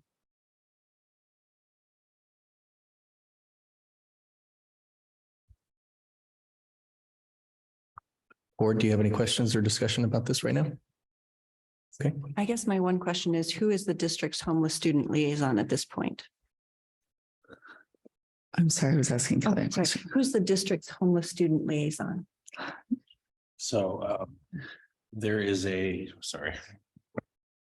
So the law has changed quite a bit on homeless liaisons. There's a district liaison, and that is rolled into Kelly Riddle's position, the lady that just presented. She's the district liaison, and then every building has a building specific liaison hooked to them. Yeah. Thank you, Kelly. Any other questions or comments, board? All right, we'll see that one again. That takes us to board reports. Tasha, do you have a legislative report? It's pretty short. The session is coming to an end rapidly. And as your first time being legislative representative, I'm learning that things can change in the last week. So looking to see what actually happens. Some things that are head to the governor's desk was that there was some movement and support on feeding all of our students. Currently, the guess is, or the estimate is that it'll be free breakfast and lunch for about 50% of our students in the state of Washington. I mean, that is a phased in approach. So unknown at this point of how it supports Ellensburg students. There is still not a significant change in removing the special education cap. That is still there, which is unfortunate. Everyone went in pretty optimistic that they would meet their legal and moral obligation to fully fund those services.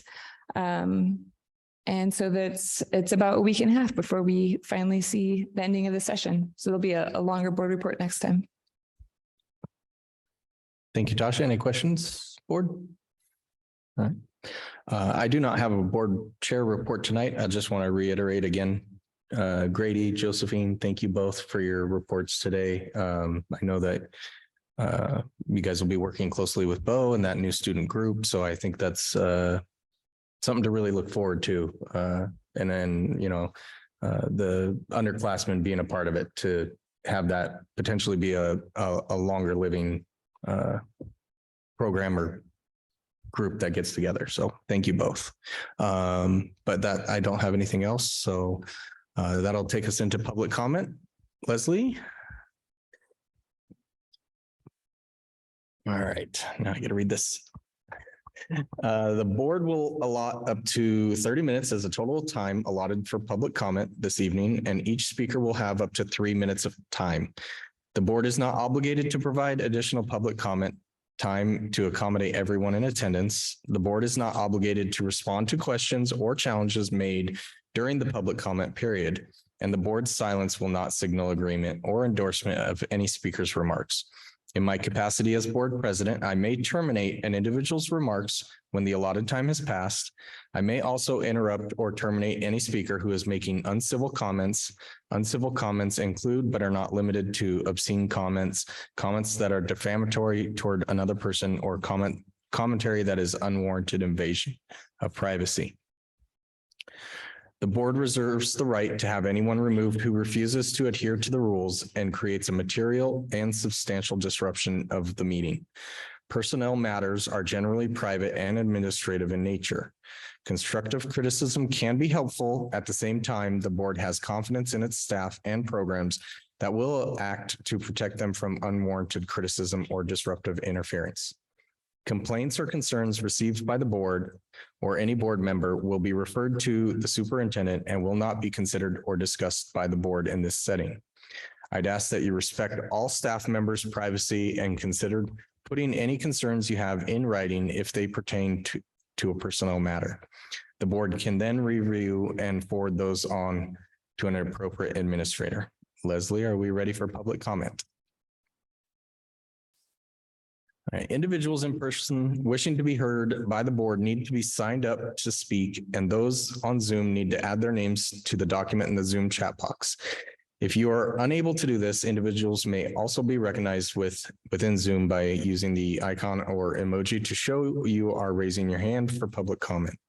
Once the board chair calls on an individual, they will identify themselves by stating their name and address for the record. Individuals will proceed to make comments within the 3-minute time limit. If an individual wants to request a response from the board, this may be possible by submitting this request in writing or email to board@esd41.org. Leslie will begin with those attending in person, please.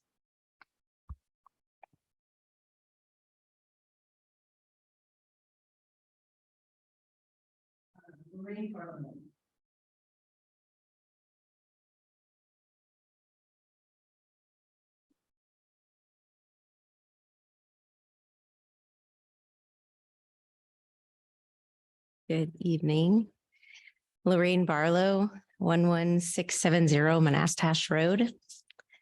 And I want to clarify and add to my comments because I spoke emotionally at the last board meeting. And I do want to say that EH admin do their jobs. I know especially Oli Hall works very hard to be inclusive of and empathetic to the LGBTQIA plus population at EHS. And I know Bo Snow is listening to and learning from students. What I want to see, however, is systemic change rather than ad hoc discipline. And I also, when I say admin, I also mean district admin.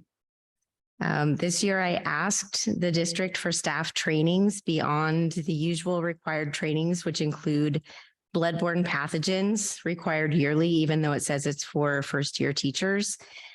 And the trainings are there in the system, making schools safe and inclusive for LGBTQ plus students, making schools safe and inclusive for transgender students. And I received a reply that they were working on it, but all staff received was a letter that we had to read and sign off on that we had read it. And we just received another today, another one of those required for our OSPI audit, a letter that a thing we need to read through and sign off on. And the law requires staff trainings on these subjects. Washington Administrative Code 392-190-020. A letter or some other training that we read is not enough, and students should not be the ones training staff. OSPI also has guidelines for non-discriminatory curriculum, and I don't think we follow those guidelines. We consider the community's sensitivity to issues over the safety of our students, and we need to consider our students first, especially those at the highest risk of self-harm. We have students who do not see themselves anywhere in the curriculum. In the newly adopted health curriculum, students have to check out supplemental material to learn about sexual orientation and gender expression and identity. Our curriculum is supposed to avoid bias according to Washington Administrative Code 392-190-055, but leaving an entire group out of the curriculum is biased.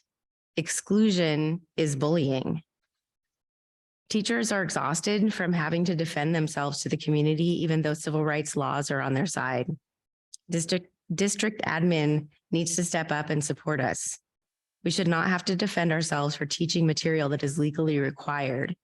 The community needs to know the law, and admin needs to support its teachers who are following it. I've been told that a concern is parents pulling kids out of school and the school losing FTE.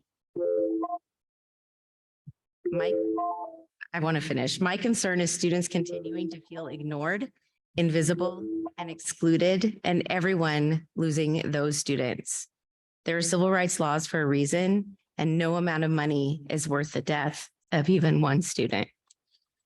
Thank you, Larry.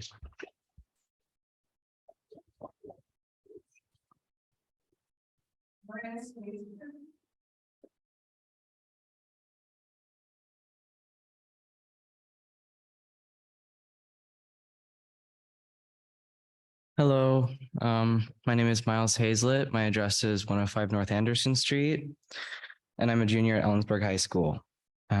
This topic of bullying in terms of marginalized students feels incredibly important to me as a fairly open queer student. I am transgender, which puts me in a vulnerable position at school every single day. I have been alienated and bullied by my peers in past years, which has taught me to become invisible at Ellensburg School District. I have been pushed to stay under the radar and stay silent. Someone casually asked me the other day if I was running for a position in the ASB elections. I believe that no matter how much effort I put into a campaign, I would lose to a cisgender running mate, regardless of my qualifications. Queer students who have run for ASB positions in the past few years at EHS have been intensely bullied and hate crimed. It is not safe for me and other people in the LGBTQ+ community to run for an ASB position. It's not. It is not safe for me to be visible in my school. I think that change will occur when administration expresses outright support for their marginalized students rather than just private acknowledgement and avoidance. I will not stop fighting for my community and standing up for LGBTQ+ students who are being bullied. Thank you. Thank you, Miles.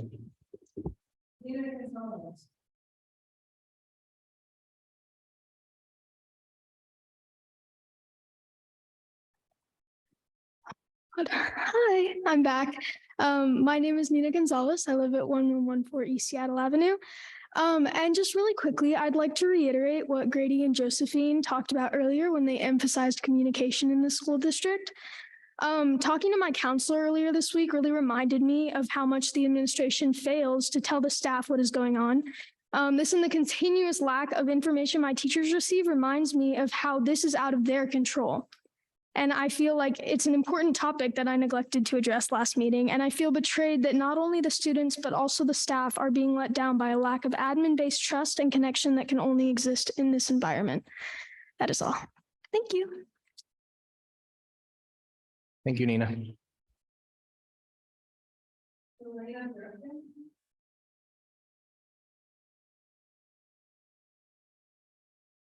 Hi, my name's Delana Brecken and I live at 90 Blue Sky Lane. I didn't come intending to speak, but I wanted to I want to ask a question that you can't answer, and that is in regards to Grady's comment about has the high school administrators made an announcement over the intercom stating that any harassment of LGBTQ+ or other protected groups by law, that any harassment towards those students is will not be tolerated? Because I think that's something that setting that tone and expectation can be done, and it's done from the top. And I think it's important to note that students can't learn in an unsafe environment. I'm a mom of students at the high school, and I think I wanted to state my support of action towards actually building a safe environment for all our students, because this is a critical time, and to feel like you have to be invisible is, there's no thriving in that environment. You're at school for a lot of your day, and it's not right to be forced into that position. And I think, there's laws that are protecting our kids. We need to hold everyone accountable. So thanks. Thank you, Delana.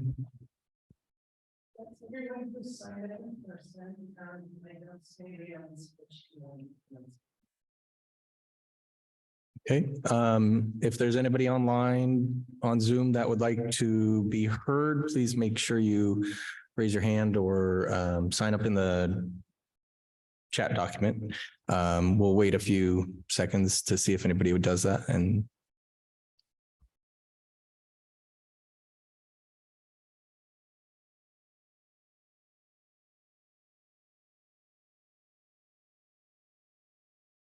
all right, thank you.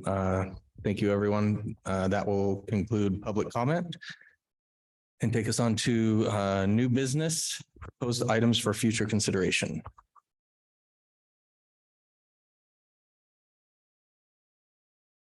So I think we've bounced some ideas around for the agenda for our upcoming work session. And so I'll send that out to you guys. And if you have some feedback for me, we can do that. Okay, thank you, Ginger. Any other items for future consideration? Okay. That'll take us into meeting closing. Ginger, do we have an executive session? Thank you. That'll take us to board calendar. And I just want to clarify that the date of our work study session is. Right, it is. Let me pull it up. I know that on the 14th is when we have the closing for any of the companies who are going to potentially help us out for the interim superintendent position, as well as the full-time superintendent position. And then at the beginning of the next week, which is what, the 17th, we will most likely, we said that we would need to have a quick maybe Zoom special meeting.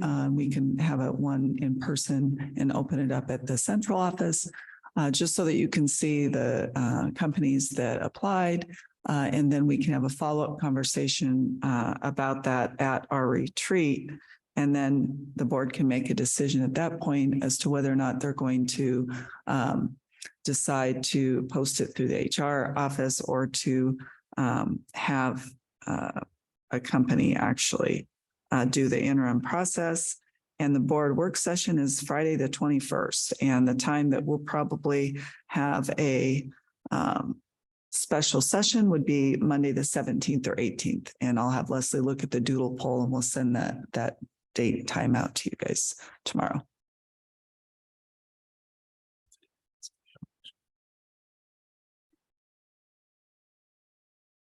Okay, and then the last thing I want to ask for my board calendar question is, do we have a capital projects board meeting this month?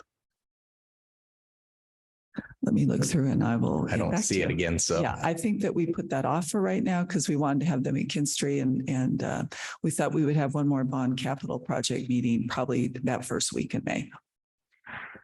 But we do have a student learning committee meeting on the 20th next week. Yes. Yes. Okay. Yeah. We have one scheduled for that next week. And just to follow up with that question, when Jen gave her presentation on the WSIF data, myself, Kelly, Jen, and the three principals from those three schools, we will all be at ESD 105 tomorrow morning, getting some additional training. We need to do a needs assessment for those three schools, and we're going to be talking about school improvement plans, and we'll most likely be able to bring that information that we gain there to the student-centered learning committee so they can also have an overview of our data and also see some of the survey results we got regarding the board ends, even though we probably want to hold on doing any major changes, knowing that we have a new superintendent coming in, but it would be helpful, I think, to look at, there might be some slight tweaks on the board end plan that we might want to make that doesn't require an overhaul, but still is honoring of the folks that answered and I think aligned with some of the conversations that we've had as a board. And we can look at those together at the work session too. Okay, and then that takes us into clarification and next steps.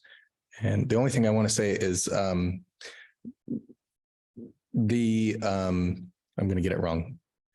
RFP, the RFP, thank you, that went out to the agencies. Those are at no cost to us. And the bids that they're going to come back to us, there's no cost upfront for us sending those out. No. It's just get an idea of what it will cost us if we go that route. So I did have somebody reach out to me that was like, we're spending money. I was like, nope. This part is not spending money. No. This is just getting the information for us as a board Yes. to know what it would cost to do that. That's correct. Leslie, signing of documents.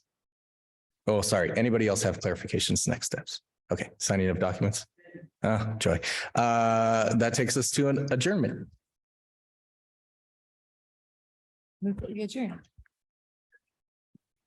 I second. Tasha moves that we adjourn. Jonathan seconds. Thank you, everyone. Have a good night.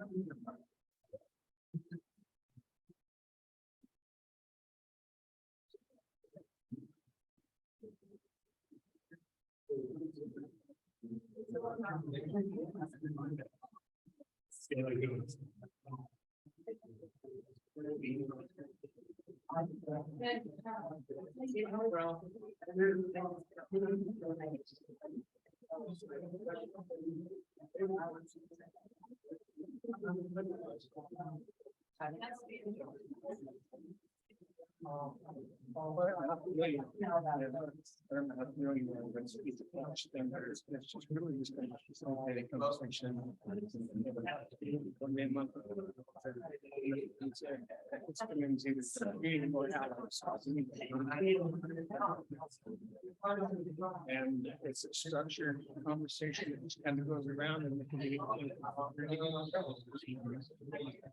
Trust. Right now.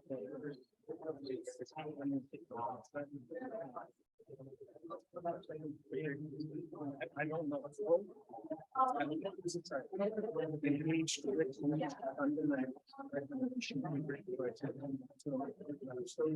Visited with them once on the site or something. I was like, I'm going to like this.